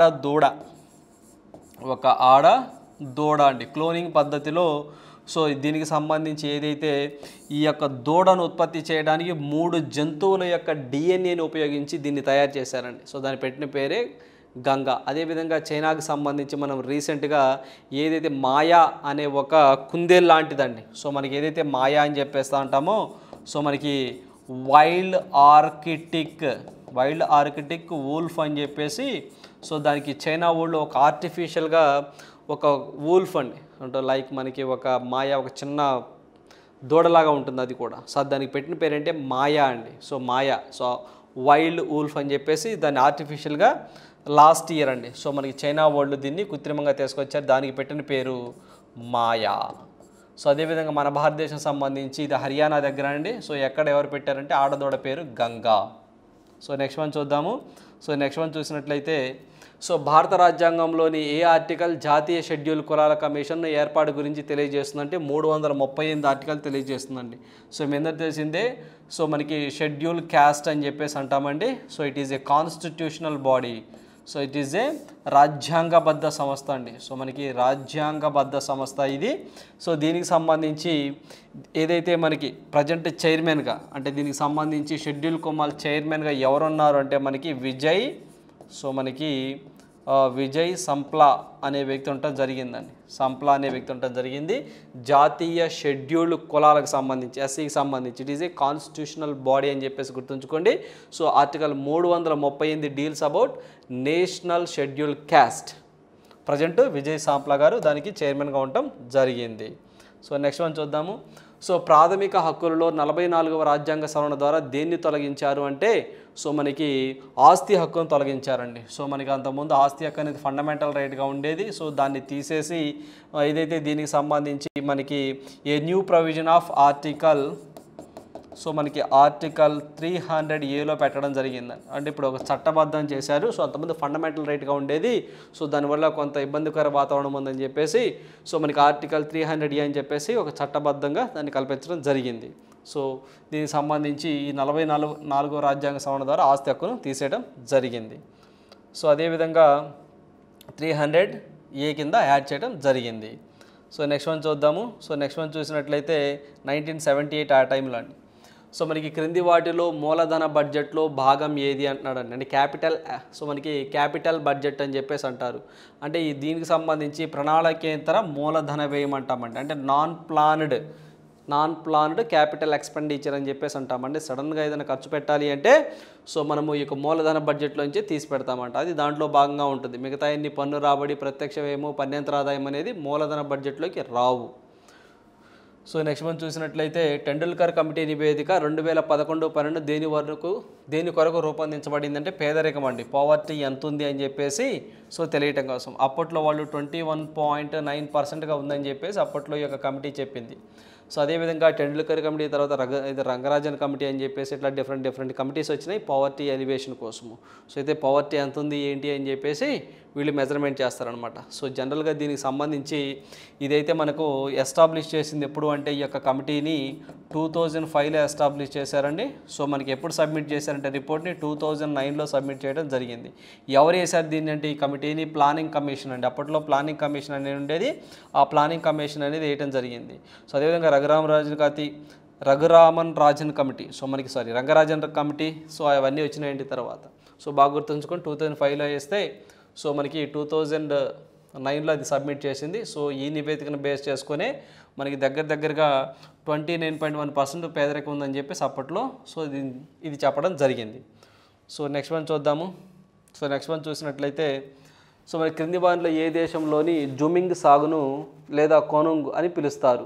జూమింగ్ సాగును కొనుంగు అని చెప్పేసి పిలుస్తారంటే దట్ ఈజ్ వెనుజులా అండి. అంటే వ్యవసాయ మార్పిడులు. అంటే ఇప్పుడు ఒక పంట వేస్తే రేపు ఇంకో నెక్స్ట్ సీజన్లో ఇంకో పంట, అంటే ఒకే పంట వేయకుండా అంటే అలా వేయకపోవడం వల్ల భూమి యొక్క సారం దెబ్బతినకుండా ఉంటుందండి.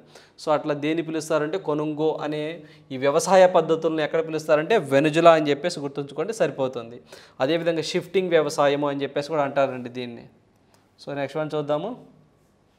సుందర వృక్షాలు ఈ క్రింది వానిలో కలిగి ఉన్నాయి. ఎక్కడ ఎక్కువ ఉన్నాయంటే గంగా బ్రహ్మపుత్ర. సో ఈ ఏరియాల్లో ఎక్కువగా ఉంటాయండి. ఏదైతే మనకి గంగా బ్రహ్మపుత్ర ఉంటాయో ఆ పరివాహక ప్రాంతంలో సుందర వృక్షాలు సుందర్బన్స్ అండి. సుందర్బన్స్ అంటే మడాడువులు అని చెప్పేసి అంటామండి. అవి ఎక్కువగా ఎక్కడ ఉంటాయండి మనకి west Bengal. So Sundarbans national park కూడా ఉందండి దాని పేరు మీదుగా, గుర్తుంచుకోండి సరిపోతుంది. సో నెక్స్ట్ వన్ చూసినట్లయితే మాదేశీ అనే గిరిజన తెగ భారతదేశపు ఏ పొరుగు దేశంలో నివసిస్తారు అంటే దట్ ఈజ్ నేపాల్ అండి. సో మనకి మాదేశీ అనే వాళ్ళు ఎక్కువగా మనము హిందూ మతం కానీ క్రిస్టియన్ కానివ్వండి సో ఇట్లా ఉన్నారండి. బట్ ఎక్కువగా వాళ్ళు ఆ నేపాల్ బోర్డర్లో మనకి ఎక్కువగా నివసిస్తూ ఉంటారు అంతే. సో అదేవిధంగా ఇక్కడ మనం చూసినట్లయితే మనకి సంబంధించి ఈ యొక్క నేపాల్ అనగానే మనము నేపాల్కి సంబంధించి ప్రసాద్ పౌడేల్ అని చెప్పేసి నేపాల్కి ప్రెసిడెంట్గా రావడం జరిగిందండి. సో మనకి పౌడేల్ అనే వ్యక్తి నేపాల్కి ప్రెసిడెంట్గా రావడం జరిగింది. సో నెక్స్ట్ వన్ చూద్దాము. సో నెక్స్ట్ వన్ చూసినట్లయితే ఈ క్రింది వాణిలో తప్పుగా ఉన్న జతను గుర్తించండి అన్నారండి. గ్లోబల్ టెలికాం సిటీ అని చెప్పేసి అంటే నిక్ నేమ్స్ అండి. బెంగళూరుని మరొక పేర్లు కూడా పిలుస్తారండి. సో దీనికి ఐటీ సిటీ ఆఫ్ ఇండియా అని చెప్పేసి, అదేవిధంగా గార్డెన్ సిటీ ఆఫ్ ఇండియా అని చెప్పేసి, IT city of India,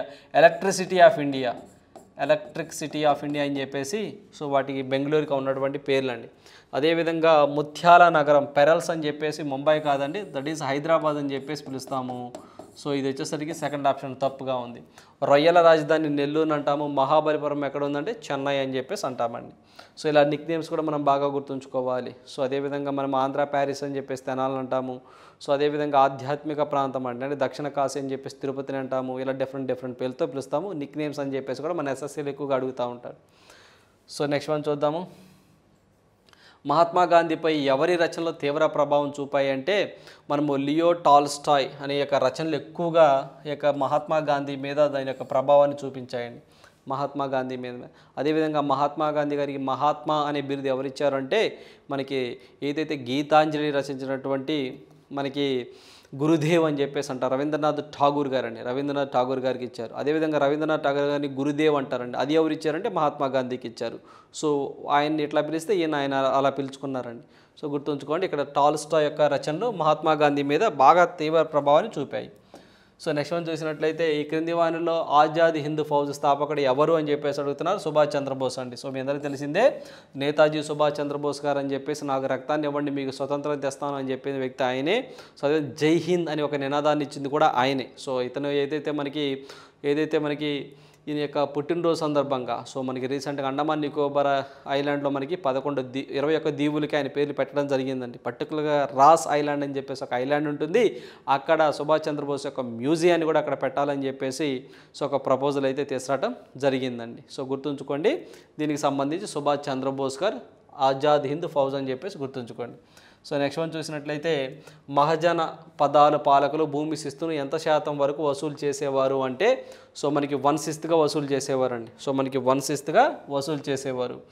so మనకి 1/6గా ఉండేదండి. సో అదేవిధంగా ఇక్కడ మనం చూసినట్లయితే ఏదైతే మనకి క్రీస్తు పూర్వం అండి, సో మనకి క్రీస్తు పూర్వము సో 6 నుంచి 5వ శతాబ్దం వరకు అండి. సో 6 నుంచి 5వ శతాబ్దం వరకు సో ఏదైతే ఈ యొక్క 16 రాజ్యాలనండి ఏదైతే మనకి మహాజన పదాలు అంటామో వాటిని 16 రాజ్యాలుగా ఉండేవండి. సో వీటిని మహాజన పదాలు అని చెప్పేసి అన్నారు. అప్పట్లో భూమి శిస్తు ఎలా ఉండేదంటే 1/6గా ఉండేదని చెప్పేసి సో 1/6గా వసూలు చేశారు. అంటే పండిన పంటల్లో 1/6 అనేది మనం శిస్తు కట్టాలి అని చెప్పేసి అప్పట్లో ఉందండి. అదేవిధంగా దీనికి సంబంధించి అంగుత్తారా సో మనకి అంగుత్తారా నిఖాయా అనే ఒక ఏదైతే మనకి పురాతన బౌద్ధ గ్రంథం ఉంటుందో ఈ బౌద్ధ గ్రంథంలో యొక్క మహాజన పదాల ప్రస్తావన తెలుపుతుందండి. సో అలాంటి గ్రంథాల్లో ఇంత భూమి శిస్తు వసూలు చేసేవారు అని చెప్పేసి ఉంది. సో నెక్స్ట్ వన్ చూద్దాము. అక్బర్ రెవెన్యూ మంత్రి ఎవరు అంటే ఫినాన్స్ మినిస్ట్రీ ఎవరు అంటే తొండర్మాల్ అని చెప్పేసి గుర్తుంచుకోవాలండి. ఇది చాలా ఎగ్జామ్లో డైరెక్ట్ పెట్టినానండి. ఈ యొక్క తొండర్మాల్ అనే వ్యక్తి అప్పట్లో మనకి రెవెన్యూ మినిస్ట్రీగా ఉండడం జరిగిందండి ఈ యొక్క అక్బర్కి సంబంధించి. రైట్. సో నెక్స్ట్ వన్ చూసినట్లయితే ఆర్థోపొడా వర్గానికి చెందిన జీవి అండి. అంటే సీతాకోక చిలక, బొద్దింక, ఆక్టోపస్, సాలిడా అని చెప్పేసి అడుగుతూ ఉన్నారండి. సో దీనికి సంబంధించి మనం చూసినట్లయితే ఏదైతే ఈ యొక్క ఆర్థోపొడా ఉంటే ఈ విశ్వవ్యాప్తంగా ఎక్కువగా నేలల్లో, వాటర్లో సో అది మంచినీరులో ఉంటాయండి. సో కీళ్ళ పాదాలు కల సో మనకి దీనికి సంబంధించి కీళ్ళ గల పాదాలు ఉంటాయండి వీటికి. సో వీటికి పాదాలు ఉంటాయి. సో దానికి సంబంధించి ఆక్టోపస్ అని చెప్పేసి ఎగ్జాంపుల్గా ఈ యొక్క ఆర్థోపొడా వర్గానికి సంబంధించిన జీవి ఇక్కడ ఇచ్చిన ఆప్షన్లో మనం చెప్పుకోవచ్చు అండి. సో దీంట్లో ఇంకా చాలా డిఫరెంట్ రకాలు ఉంటాయండి. బట్ మామూలుగా అయితే ఆర్థోపొడా వర్గానికి ఇచ్చిన ఆప్షన్లో ఆక్టోపస్ అనేది కరెక్ట్గా సూట్ అవుతుంది. సో నెక్స్ట్ వన్ చూద్దాము. సో నెక్స్ట్ వన్ చూసినట్లయితే పెద్ద మొక్కలలో నీటి ప్రసరణ విధానం ఏ విధంగా ఉంటుంది అంటున్నారండి. వేరు పీడనమా, ఏదైతే మనకి బాష్పోత్సేకమా అని చెప్పేసి అడుగుతూ ఉన్నారు. సో మనకి యొక్క పెద్ద మొక్కల్లో నీటి ప్రసరణ అనేది వేర్ల ద్వారా అండ్ బాష్పోత్సేకం అంటే మనకి ఏదైతే ఈ యొక్క ఆకుల మీద వాటర్ ఉంటాయి చూసారండి. సో వాటి ద్వారా కూడా అవి తీసుకుంటూ ఉంటాయండి. అంటే కొమ్మల ద్వారా సో వాటి యొక్క వేర్ల ద్వారా అలా తీసుకుంటూ ఉంటాయి. సో 1 and 2 రెండో కరెక్ట్ అని చెప్పేసి గుర్తుంచుకోండి. సో నెక్స్ట్ వన్ చూద్దాము. సో నెక్స్ట్ వన్ చూసినట్లయితే నీరు దాని సాంద్రతను ఘనీభవించినప్పుడు సో నీరు దాని సాంద్రత ఘనీభవించినప్పుడు ఏం జరుగుతుందండి, దాని సాంద్రత ఏమవుతుంది ఆటోమేటిక్గా మనకి తగ్గుతుందండి. దాని సాంద్రత అనేది తగ్గిపోతుంది. సో జనరల్గా మీకు తెలిసిందండి దాని యొక్క సాంద్రత అనేది తగ్గిపోతుంది అనమాట. రైట్, ఘనీభవించినప్పుడు. సో నెక్స్ట్ వన్ చూసినట్లయితే కొరియోలస్ శక్తి దీనివల్ల కలుగుతుందంటే భూభ్రమణం వల్ల కొరియోలసిస్ జరుగుతుందండి. ఇవన్నీ బేసిక్ పాయింట్స్ ఏనండి. సో జనరల్గా ఈ యొక్క కొరియోలసిస్ అనేది వాతావరణానికి సంబంధించిన టర్మ్గా ఎక్కువగా ఉపయోగిస్తూ ఉంటారండి. సో దీనికి సంబంధించి మనం చూసినట్లయితే శక్తి కారణంగా ఒక వస్తువు విక్షేపణం చెందడాన్ని ఒక శక్తి కారణంగా ఏదైతే మనకి కొరియోసిస్ అనే ఒక శక్తి కారణంగా ఒక వస్తువు విక్షేపణం చెందడాన్ని మనము కొరియోలసిస్ అని చెప్పేసి అంటామండి. సో ఇది దేనివల్ల కలుగుతుందంటే ఏదైతే మనకి భూభ్రమణం వల్ల కలుగుతూ ఉంటుంది. సో నెక్స్ట్ వన్ చూద్దాము. సో మనకి కిటికీ గాజులను శుభ్రం చేయడానికి ఉపయోగించు రసాయనం ఏది అని అడుగుతున్నారండి. సో మనకి ఈ యొక్క కిటికీ గాజులను శుభ్రం చేయడానికి సో దేన్ని ఉపయోగిస్తాము అంటే మనకి అమోనియం హైడ్రాక్సైడ్ని ఎక్కువగా ఉపయోగిస్తామండి. అమోనియం హైడ్రాక్సైడ్ని ఎక్కువగా ఉపయోగిస్తాము.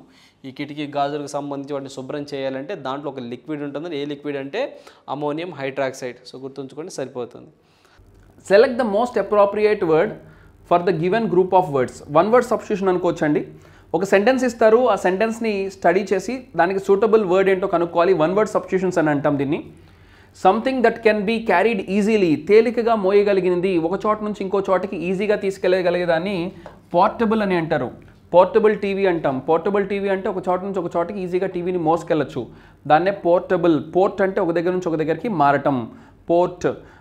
ఈవెన్ మనం మొబైల్ని కూడా ల్యాప్టాప్ కనెక్ట్ చేసేటప్పుడు పోర్ట్ ఉందా అని అంటాం. అంటే డేటాని మొబైల్ నుంచి ల్యాప్టాప్కి తీసుకెళ్ళడానికి మనం ఒక డేటా కేబుల్ పోర్ట్ని యూస్ చేస్తుంటాం. పోర్ట్ అంటే ఒక చోట నుంచి ఒకదానికి మూవ్ అవ్వటం, క్యారీ చేయటం అనే అర్థం వస్తుంది. So portable. పోర్టబుల్ వాటర్ అంటే డ్రింకబుల్ వాటర్. డ్రింకింగ్ వాటర్ని పోర్టబుల్ అంటాం. మొబైల్ అంటే ఫోన్, బ్రీఫ్ కేస్. కన్ఫ్యూజ్ చేయడానికి ఇచ్చిన words. Right answer is option 4 అనుకోవచ్చు. Next question number 27. In the given sentence contains A grammatical error. So ఇచ్చిన సెంటెన్స్లో ఏదైనా గ్రామటికల్ ఎర్రర్ ఉంటుంది, ఆ పార్ట్ ఏంటో మనం ఐడెంటిఫై చేయాలి. Mister Chaudhary goes to fly to Germany and France next weekend. Next weekend అన్నాడు. Next weekend అంటే ఇంకా జరగలేదు, టైంని ఎప్పుడు స్టాండర్డ్గా తీసుకోవాలి. మరి ఇక్కడ గోస్ రాదు కదా, విల్ గో రావాలి. Will go. నెక్స్ట్ వీక్ అన్నప్పుడు గోస్ రాదు. సింపుల్ ప్రెజెంట్లో అయితే గోస్ వస్తుంది. ఎవ్రీ వీక్ అంటే గోస్ కరెక్టే, కానీ నెక్స్ట్ వీక్ అన్నప్పుడు గోస్ రాదు కదా.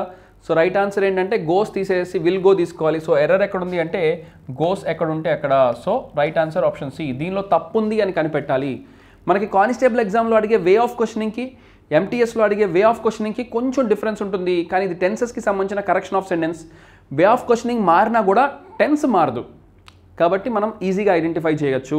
కొంచెం ప్రాక్టీస్ చేస్తే ఈజీగా ఐడెంటిఫై చేయొచ్చు. ఇట్లా సెంటెన్స్ ఇస్తారు, ఆ సెంటెన్స్ని 4 పార్ట్స్గా ఇస్తారు. ఈ 4 పార్ట్స్లో ఏ పార్ట్లో ఎర్రర్ ఉందో ఆ పార్ట్ని మనం టిక్ చేయాల్సి ఉంటుంది. అది ఇక్కడ మనం ఐడెంటిఫై చేయాల్సినటువంటి కరెక్షన్ ఆఫ్ సెంటెన్స్. అదే మన కానిస్టేబుల్ ఎగ్జామ్లో అయితే 4 సెంటెన్సెస్ ఇచ్చి ఆ 4 సెంటెన్సెస్లో ఏది గ్రామటికలీ కరెక్ట్ లేదా ఏది గ్రామటికలీ రాంగ్ అట్లా ఇస్తున్నారు కానిస్టేబుల్ ఎగ్జామ్లో. ఓకే, అర్థమవుతుందా? సో అట్లా చూసుకోండి. Next, identify the segment that contains A grammatical error. So same grammatical error ఎక్కడుందో ఐడెంటిఫై చేయాలి. ఏ ఎర్రర్ లేకపోతే నో ఎర్రర్ టిక్ చేయాలి. It was her who represented our school in inter school debate competition. It was her కాదు, it was she. ఎప్పుడైనా సరే who అనే relative pronoun ఉంటే దానికి ముందు సబ్జెక్టివ్ ప్రొనౌన్ వాడాలి, ఆబ్జెక్టివ్ వాడకూడదు. So it was she. ఆమె గురించి ఎక్స్ట్రా ఇన్ఫర్మేషన్ ఇస్తున్నాం కాబట్టి హూ ఎక్స్ట్రా ఇన్ఫర్మేషన్ ఇవ్వచ్చు. ఇట్ వాజ్ షీ అనే అనాలి, హర్ అనకూడదు. సో ఎర్రర్ ఇక్కడ ఉంది. సో ఇట్ వాజ్ హర్ కాదు, షీ. ఎప్పుడైనా గుర్తుంచుకోండి, ఇట్ వాజ్ అని చెప్పి దాని తర్వాత హూ కానీ విచ్ కానీ ఇలాంటి వర్డ్స్ వస్తే దానికి ముందు వాడేది ఎప్పుడు కూడా సబ్జెక్టివ్ ప్రొనౌన్ ఉండాలి. So right answer is option C అని మనం అనుకోవచ్చు. Next one, antonym of damp. Antonym అంటే ఆపోజిట్. డ్యాంప్ అంటే అసలు ఏంటి? డ్యాంప్ అంటే బాగా చిత్తడి నేల, తడిగా ఉన్నదాన్ని డ్యాంప్ అని అంటారు. ఏదన్నా ఒక క్లాత్ కానీ ఏదన్నా ఒక వస్తువు కానీ బాగా తడిగా ఉంటే డ్యాంప్ అని అంటారు. డ్యాంప్ అంటే బాగా తడిగా ఉన్నా అని అర్థం. వాటరీ అనొచ్చు, మీనింగ్ అయితే వాటరీ అవుతుంది. డ్యూయి, డ్యూ అంటే బాగా మంచుతోటి తడిగా ఉన్నదాన్ని డ్యూయి అంటారు. ఆయిలీ, బాగా ఆయిల్ తోటి కూడుకున్నది. ఈ 3 కూడా దాదాపు క్లోజ్ వర్డ్స్, కానీ ఆపోజిట్ వర్డ్ డ్రై. డ్రై అంటే బాగా ఎండిపోయిన, తడి లేకుండా, తేమ లేకుండా, ఆయిల్ లేకుండా ఎండిపోవటాన్ని డ్రై అని అంటారు. అండ్ ఒకవేళ మీకు మీనింగ్ అర్థం కాలేదు ఎగ్జామ్లో, అయినా సరే జాగ్రత్తగా మీరు పరిశీలిస్తే కూడా గెస్ చేయొచ్చు. ఆయిల్కి ఆపోజిట్ డ్రై అవుతుంది. ఆయిలీ స్కిన్, డ్రై స్కిన్ అని కూడా అంటాం. అక్కడ కూడా మీరు గుర్తుపట్టచ్చు. ఆయిల్ అంటే బాగా ఆయిల్ ఉండటం, డ్రై. 2 ఆపోజిట్స్ ఉంటే వీటిలో ఒకటి ఆన్సర్ ఖచ్చితంగా అయ్యే అవకాశం ఉంటుంది. నెక్స్ట్, వాటరీ అన్నా డ్యూయి అన్నా 2 తేమకి సంబంధించినవి. సో 2 సేమ్ దగ్గర మీనింగ్స్ ఎప్పుడూ ఆన్సర్స్ అవ్వవు. కాబట్టి డ్యూకి దగ్గరగా ఉన్నది ఆయిలీ, కాబట్టి ఈ 3 ఒకే కోవలాగా కనిపిస్తున్నాయి. కాబట్టి ఆడ్ మ్యాన్ అవుట్ ప్రకారం చూసుకున్నా కూడా రైట్ ఆన్సర్ ఆప్షన్ 4 అవుతుంది. ఇట్లా ఒకవేళ ఎగ్జామ్లో ఆన్సర్ తెలియకపోయినా మినిమం థింకింగ్ స్కిల్స్ ద్వారా కూడా మీరు ఒక్కొక్కసారి ఆన్సర్స్ని గెస్ చేయొచ్చు. ఆ స్కిల్ని కూడా మీరు అప్లై చేయండి ఎగ్జామ్లో. అండ్ గుర్తుపెట్టుకోండి, ఎంటీఎస్లో అటెంప్ట్ చేయండి అన్ని క్వశ్చన్స్ని. నెగిటివ్ మార్కింగ్ గురించి భయపడాల్సిన అవసరం లేదు. ఇంగ్లీష్ క్వాలిఫైయింగ్ మార్క్ కాబట్టి ముందు వచ్చినవన్నీ ఆన్సర్ చేయండి. హార్డ్గా అనిపిస్తే అన్ని క్వశ్చన్స్ అయితే ముందు అటెంప్ట్ చేయడానికి ట్రై చేయండి, అంతేగాని అసలు వదిలేయద్దు. Next one, select the most appropriate option to substitute the underline segment. Underline చేసినటువంటి వర్డ్కి సూట్ అయ్యేదేంటో కనుక్కోవాలి. My uncle and his family may come late last night. Last night అని అన్నాడు. లాస్ట్ నైట్ అంటే ఆల్రెడీ జరిగిపోయింది. మే అనేది రాదు ఎప్పుడు. లాస్ట్ నైట్ అంటే జరిగిపోయింది కాబట్టి మే ప్లేస్లో మైట్ రావాలి. మేకి పాస్ట్ టెన్స్ మైట్ అవుతుంది. సో రైట్ ఆన్సర్ ఏమవుతుందంటే మైట్ హ్యావ్ కమ్, వచ్చి ఉండొచ్చు. Might have come. ఇచ్చిన ఆప్షన్స్లో మైట్ తోటి 2 ఉన్నాయి. Might come, might have come. Last night అని స్పెసిఫిక్ టైం ఇచ్చారు కాబట్టి బెటర్ ఆన్సర్ మైట్ హ్యావ్ తీసుకుంటే బెటర్. ఎప్పుడైనా సరే రెండు సేమ్ దగ్గరగా ఉన్న ఆప్షన్స్ ఉంటే వీటిలో ఒకటి ఆన్సర్ అయ్యే అవకాశం ఉంటుంది. ఇట్లా కూడా మీరు తీసుకోవచ్చు. క్లోజ్గా ఉండే ఆప్షన్స్ కనుక ఉంటే వాటిలో ఒకటి ఆన్సర్ అయ్యే అవకాశం ఉంటుంది. అట్లా కూడా మీరు గెస్ చేయొచ్చు. సో లాస్ట్ నైట్ అన్నారు, జరిగిపోయింది కాబట్టి మైట్ తీసుకోవాల్సిన అవసరం ఉంటుంది. Next one, select the most appropriate option to substitute the underlined segment. Underline చేసిన సెగ్మెంట్కి సబ్స్టిట్యూషన్ ఏంటో చూడాలి. Everybody respecting her because she is so sincere. ప్రతి ఒక్కళ్ళు ఆమెకి రెస్పెక్ట్ ఇస్తున్నారు ఎందుకంటే ఆమె సిన్సియర్ కాబట్టి. ఈజ్ వాడితే రెస్పెక్టింగ్ రావాలి. సో ఈజ్ రెస్పెక్టింగ్ లేదు కాబట్టి ఇది ఎలిమినేట్ చేయండి. No substitution. ఎవ్రీబడి అంటే సింగులర్. రెస్పెక్టింగ్ డైరెక్ట్గా రాకూడదు అంటే నో సబ్స్టిట్యూషన్ కూడా చెప్పలేము ఎందుకంటే everybody singular. Everybody is respecting అన్నా ఉండాలి. మరి ఈజ్ కూడా లేదు కాబట్టి ఖచ్చితంగా ఇది సబ్స్టిట్యూషన్ చేయాలి. ఎర్రర్ అయితే ఉంది కాబట్టి నో సబ్స్టిట్యూషన్ కూడా తీసేసేయండి. ఎవ్రీబడి సింగులర్ కాబట్టి ఇక్కడ వాడే వర్బ్కి ఎస్ఆర్ఈఎస్ రావాలి. So right answer option D, S R E S ఉంది. సి ఆప్షన్లో ఎస్ఆర్ఈఎస్ లేదు. Everybody respects her because she is so sincere. ఆమె చాలా సిన్సియర్ కాబట్టి ప్రతి ఒక్కళ్ళు ఆమెను రెస్పెక్ట్ ఇస్తారు. ఒకరోజా ఎప్పుడున్నా సో రెస్పెక్ట్ ఇస్తూ ఉంటారు అంటే ఇక్కడ ఏ టైము చెప్పలేదు కదా సార్ ఎవ్రీడే అని. చెప్పకపోయినా కూడా ఇది సింపుల్ ప్రెజెంట్ అని అర్థమవుతుంది. ఆమెకి ఎప్పుడు ప్రతిసారి ఆమె సిన్సియర్ కాబట్టి, సిన్సియర్ అంటే ఒకరోజు సిన్సియర్ అనరు కదా, ఎప్పుడు సిన్సియరే, అది తన అలవాటు. ఆమె ఎప్పుడు సిన్సియర్గా ఉంటుంది కాబట్టి ప్రతి ఒక్కళ్ళు ఆమెకి రెస్పెక్ట్ ఇస్తుంటారు. ఇది ఎప్పుడు జరిగే పని కాబట్టి సింపుల్ ప్రెజెంట్ కింద తీసుకోవాలి. టెన్సెస్లోంచి మనకి సింపుల్ ప్రెజెంట్లోంచి ఇచ్చినటువంటి క్వశ్చన్. సో ఇడియంకి మీనింగ్ ఐడెంటిఫై చేయాలి. Idiom to go nuts. To go nuts అంటే to become crazy. So to become crazy విచ్చలవిడిగా ప్రవర్తించటం. To go nuts, to become mad, to go nuts. So screw loose అయిందని అంటుంటాం చూసారా తెలుగులో. సో కొంచెం దగ్గరగా అలాంటి ఫ్రేజే మనం ఇది అనుకోవచ్చు. To become crazy or to become very excited, చాలా ఎగ్జైటెడ్గా బిహేవ్ చేయటం టు గో నట్స్ అని అంటారు. సో అది కూడా ప్రీవియస్ ఎగ్జామ్లోంచి మేము తీసుకున్నామండి. సేమ్ స్టాండర్డ్ ఇవ్వడానికి ఇందాక ఫ్రేజ్ కావాలని ప్రీవియస్ ఎగ్జామ్లోంచి తీసుకొని మీకు ఇవ్వటం జరిగింది. In early times there were many who thought that the earth అనేది సింగులర్ కాబట్టి వర్ రాదు, వజ్ వస్తుంది. Very simple question. నాకు తెలిసి అయితే ఈ క్వశ్చన్ ఈజీగా ఆన్సర్ చేసి ఉంటారు. ఎర్త్ సింగులర్, భూమి ఒకటే కాబట్టి వర్ రాదు, వజ్ వస్తుంది. And more over early times అన్నాడంటే ఎప్పుడో గతంలో కాబట్టి విల్ బీ రాదు, ఫ్యూచర్ రాదు. హ్యాజ్ వాడితే V3 రావాలి, అక్కడ V3 కూడా లేదు కాబట్టి హ్యాజ్ కూడా రాదు. సో రైట్ ఆన్సర్ వాజ్ తీసుకోవాలి. ఈ క్వశ్చన్ డెడ్ ఈజీగా అనిపించి ఉండాలి స్టూడెంట్స్కి. అదే చెప్తున్నాను, మీకు ఇచ్చిన 25 క్వశ్చన్స్లో 25 క్వశ్చన్స్ హార్డ్గా ఉండవు. మీరు ఏదైనా క్వశ్చన్ హార్డ్గా అనిపిస్తే అక్కడ ఆగిపోకండి. నెక్స్ట్ క్వశ్చన్కి వెళ్ళి ముందు తెలిసిన క్వశ్చన్స్ ఆన్సర్ చేయండి. సార్ నాకు 10 క్వశ్చన్స్ ఫస్ట్ రాలేదు సార్, ఏం పర్లేదు, 11th క్వశ్చన్ దగ్గర నుంచి మీకు వచ్చిన కాసిన రావచ్చు వరుసగా. ఈ ఆన్లైన్లో క్వశ్చన్స్ ఇస్తున్నప్పుడు ఎప్పుడైనా సరే వరుసగా ఈజీ క్వశ్చన్స్ రావు. ఎక్కడెక్కడ ఈజీ క్వశ్చన్స్ వస్తాయో మనం చెప్పలేం. సో అన్ని క్వశ్చన్స్ని మీరు క్విక్గా చదివి ఏదైనా హార్డ్గా ఉంటే ముందు వదిలేసేసి నెక్స్ట్ క్వశ్చన్కి వెళ్ళిపోతూ ఆన్సర్ చేస్తూ అలవాటు చేసుకోండి. అప్పుడే మీకు ఈజీగా ఆన్సర్ చేసే ఛాన్స్ ఉంటుంది. అప్రోప్రియేట్ యాంటోనిమ్ కనుక్కోవాలి. స్టిఫ్ అంటే స్ట్రైట్గా, నిటార్గా ఉండటం, టైట్గా ఉండటం అనొచ్చు మీనింగ్. కానీ యాంటోనిమ్ కావాలి మనకి. స్ట్రాంగ్ అన్నా, స్టిఫ్ అన్నా, రిజిడ్ అన్నా ఇవన్నీ same meaning. So opposite tender అంటే ఇప్పుడిప్పుడే వస్తుంది, లేతగా ఉన్నది, ఎట్లా కావాలంటే అట్లా మార్చుకోవచ్చు. మౌల్డ్ అవుతుంది, ఈజీగా మౌల్డ్ అయ్యే అవకాశం ఉంది. టెండర్ సో చిగురిస్తున్నది, ఇప్పుడిప్పుడే వస్తున్నది అనే అర్థం వస్తుంది. మిగతావన్నీ స్టిఫ్. సపోజ్ చెట్టు స్టిఫ్ అయిపోయింది అంటే మాన్ అయిపోయింది, దాన్ని ఇంకా కదిలించలేము. టైట్ అయిపోయింది, స్ట్రాంగ్ అయిపోయింది, రిజిడ్. సో ఇవన్నీ కూడా మీనింగ్స్ అవుతాయి. సో యాంటోనిమ్ వచ్చేటప్పటికి టెండర్. మీరు ఒకవేళ ఈ మీనింగ్ తెలియకపోయినా స్ట్రాంగ్ అన్నా, రిజిడ్ అన్నా ఒకటే, బలంగా ఉండటం, దృఢంగా ఉండటం, ఎట్లా మారకుండా ఉండటం. టైట్ అన్నా కూడా దాదాపు అదే మీనింగ్ కాబట్టి ఈ మూడు సేమ్గా ఉన్నప్పుడు ఆడ్ మెన్ అవుట్ ప్రకారం కూడా మీరు ఆప్షన్ బిని టిక్ చేయొచ్చు. Next, select the most appropriate option to fill in the blank. Nobody in the village was prepared dash the tragic news. Nobody in the village was prepared dash the tragic news. ఎవరు కూడా విలేజ్లో రెడీగా లేరు ఈ tragic news గురించి వినటానికి. Prepared for అంటే వినటానికి రెడీగా లేరు, సిద్ధంగా లేదు, ఎక్స్పెక్ట్ చేయలేదు. He is not prepared for the exam. He has not prepared for the exam అంటే ఫర్. ప్రిపేర్డ్ తర్వాత ఎక్కువగా వచ్చే preposition for, prepare for something. Next one, select the most appropriate option to fill in the blank. Same బ్లాంక్స్కి సంబంధించిందండి. ఇది వొకాబులరీని base చేసుకొని ఇచ్చారనుకోవచ్చు. He was dash injured. దెబ్బలు తగిలినాయి అన్నప్పుడు ఎప్పుడు కూడా సీరియస్లీ ఇంజూర్డ్ అంటాం. యాడ్వర్బ్, వర్బ్కి ముందు ఎప్పుడు కూడా యాడ్వర్బ్ వస్తుంది. యాడ్వర్బ్లో ఎల్వై వస్తుంది.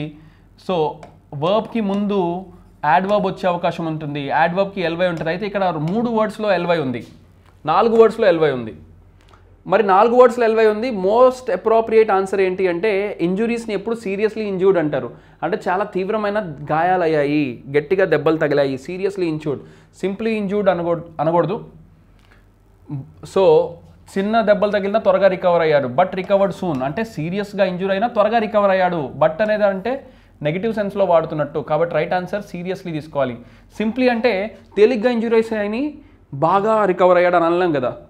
సో సీరియస్గా ఇంజూర్ అయినా కానీ, బట్ అంటే కానీ, సో సీరియస్గా ఇంజూర్ అయినా కానీ రికవర్ అయ్యాడు త్వరగా. So right answer seriously.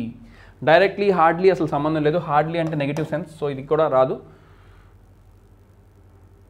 Next one breezy. Breezy synonym. Breezy అంటే చల్లటి గాలి, సో మంచి బ్రీజ్ అని అంటారు. సో మంచి ఎయిర్ వస్తున్నప్పుడు ఎయిరీ అని అంటాం. బ్రీజీ అంటే గాలి, బ్రీజ్. సో సముద్రం దగ్గర మంచి బ్రీజ్ వచ్చింది, మంచిగా చల్లటి గాలి వస్తుంది, దాన్ని ఎయిరీ లేదా బ్రీజీ అని అంటారు. నాయిసీ అంటే శబ్దం, హ్యూమిడ్ అంటే తేమ, డస్టీ అంటే వాతావరణంలో ఉండేటువంటి మట్టి, ధూళి, ఇలాంటి అర్థాలు వస్తాయి. To be on a roll. To be on a roll అంటే బాగా సక్సెస్ఫుల్ అవుతుంది. Dhoni is on a roll in this match. ఈ మ్యాచ్లో బాగా స్కోర్ చేశాడు, మంచిగా సక్సెస్ అయ్యాడు.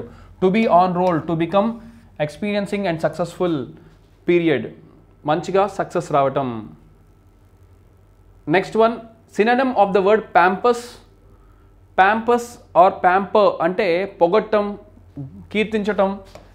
So don't pampers children. కొంతమంది పిల్లల్ని బాగా ప్యాంపరింగ్ చేస్తారు. ప్యాంపరింగ్ చేయటం అంటే ఓ నువ్వు అంత తోడు లేడు అని గొప్పగా పొగుడతారు. ప్యాంపరింగ్ చేయటం అంటారు దాన్ని.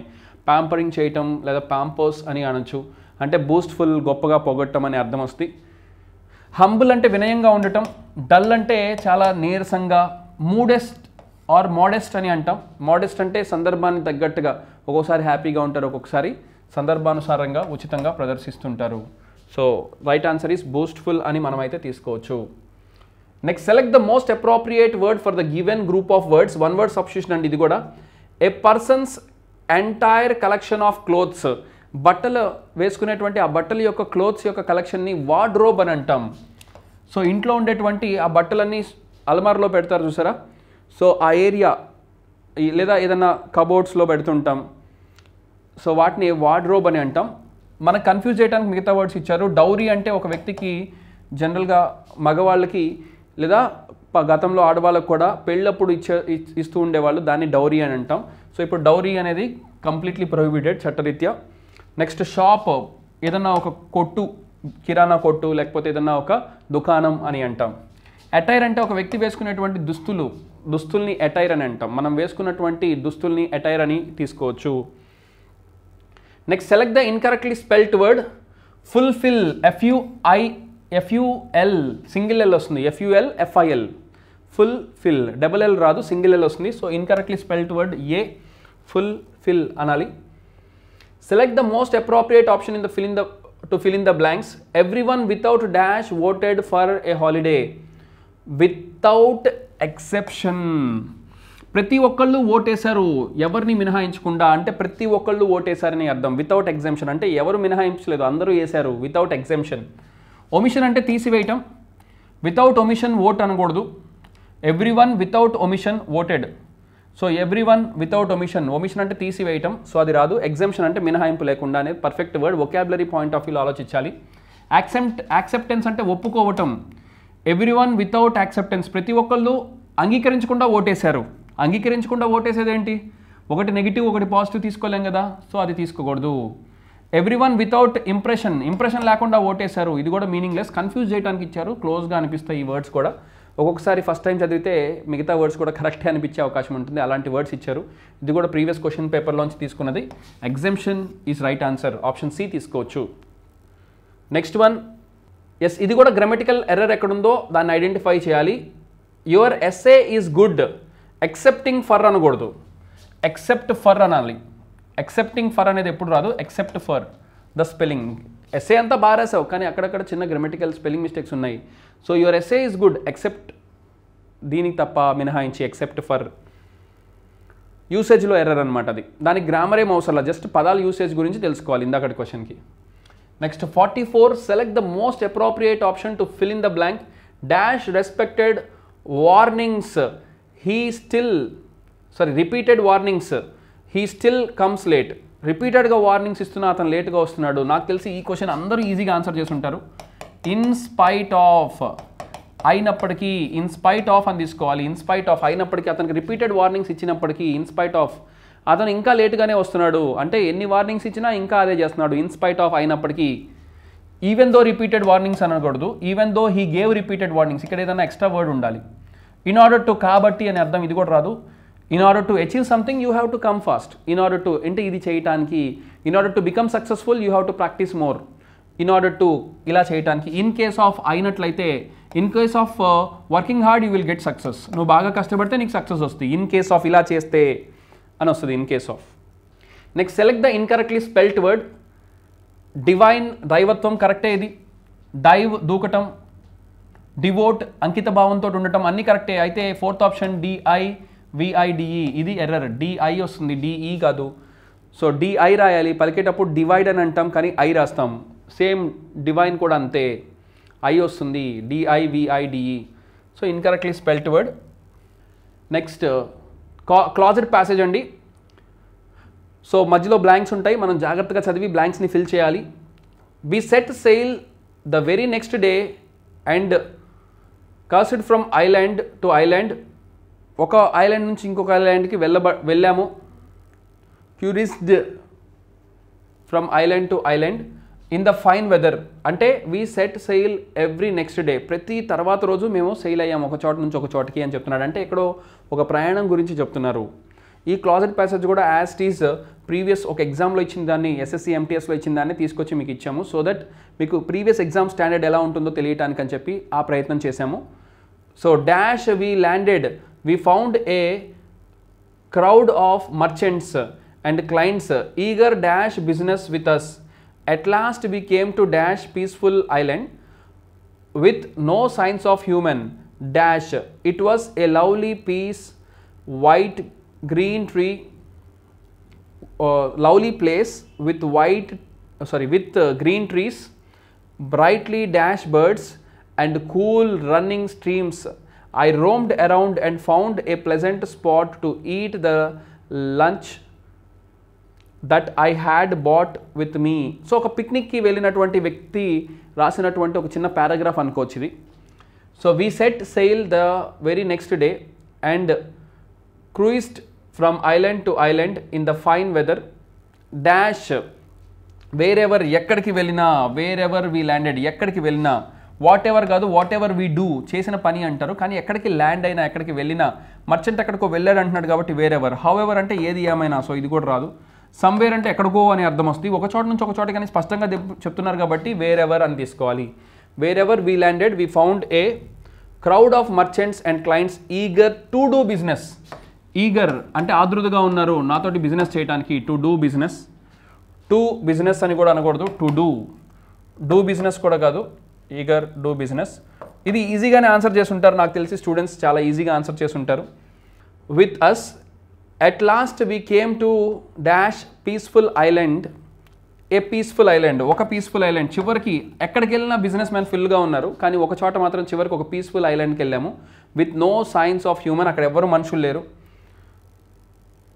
హ్యూమన్ ఇన్హాబిటెంట్స్ అంటే మనుషులు అక్కడ ఎవరు నివసించట్లేదు. ఎందుకని ఇన్హాబిటెంట్స్ తీసుకోవాలి అంటే అక్కడ ఎవరు నివసించట్లేదు కానీ ఎవరు ఉన్నాయి అంటే ట్రీస్ ఉన్నాయి, పీస్ ఉంది, నెక్స్ట్ అక్కడ బర్డ్స్ ఉన్నాయి అని చెప్తున్నాం కాబట్టి మనుషులు అయితే లేరు, మనుషులు నివసించట్లేదు కాబట్టి నివసించేటప్పుడు ఇన్హాబిటెంట్స్ అని వాడాలి. So right answer inhabitants. It was a lovely place with green trees, brightly coloured birds, bright కలర్లో ఉన్నటువంటి బర్డ్స్. కొంతమందికి డౌట్ వస్తుంది, కలరింగ్ రాదా సార్? కలరింగ్ అంటే పక్షులు వేస్తున్నాయని. Suppose he's colouring the paper, అతను పేపర్ని కలరింగ్ చేస్తున్నాడు. కలరింగ్ బర్డ్స్ అంటే బర్డ్స్ కలరింగ్ చేస్తున్నాయి అని అర్థం వస్తుంది. సో అవి ఏమి యాక్షన్ చేయట్లేదు ఇక్కడ. కలర్డ్ అంటే బ్రైట్గా కలర్లో ఉన్న బర్డ్స్ అని చెప్పేటప్పుడు బ్రైట్లీ కలర్డ్ బర్డ్స్ అనాలి. He or brightly coloured dress, అతను బ్రైట్గా కలర్ ఉన్నటువంటి డ్రెస్ వేసుకున్నాడు. Brightly coloured dress, brightly coloured birds అట్లా తీసుకోవాలి. So brightly coloured birds and cools running streams అంటే ఆ నీరు, కూల్గా ఉన్నటువంటి స్ట్రీమ్ అంటే నీరు అని తీసుకోవచ్చు. I roamed around and found a pleasant spot to eat the lunch that I had bought with me. సో ఒక మంచి ప్లేస్ చూసుకొని అక్కడ ప్రశాంతంగా కూర్చొని తెచ్చుకున్నటువంటి లంచ్ని తిన్నాను అని చెప్పి ఒక వ్యక్తి రాస్తున్నటువంటి ఒక పారాగ్రాఫ్ అనుకోవచ్చు. So hope you got good understanding about the overview of the examination. All the best for your upcoming exam. ధైర్యంగా రాయండి, ఎటువంటి కన్ఫ్యూజన్కి తావివ్వద్దు. తెలిసినంత వరకు ముందు ధైర్యంగా రాసి ఆ తర్వాత తెలియనివి కూడా గెస్ట్ చేస్తూ అటెంప్ట్ చేయండి, భయపడాల్సిన అవసరం లేదు. Okay, all the best for your upcoming exam. That's it for now. Thank you.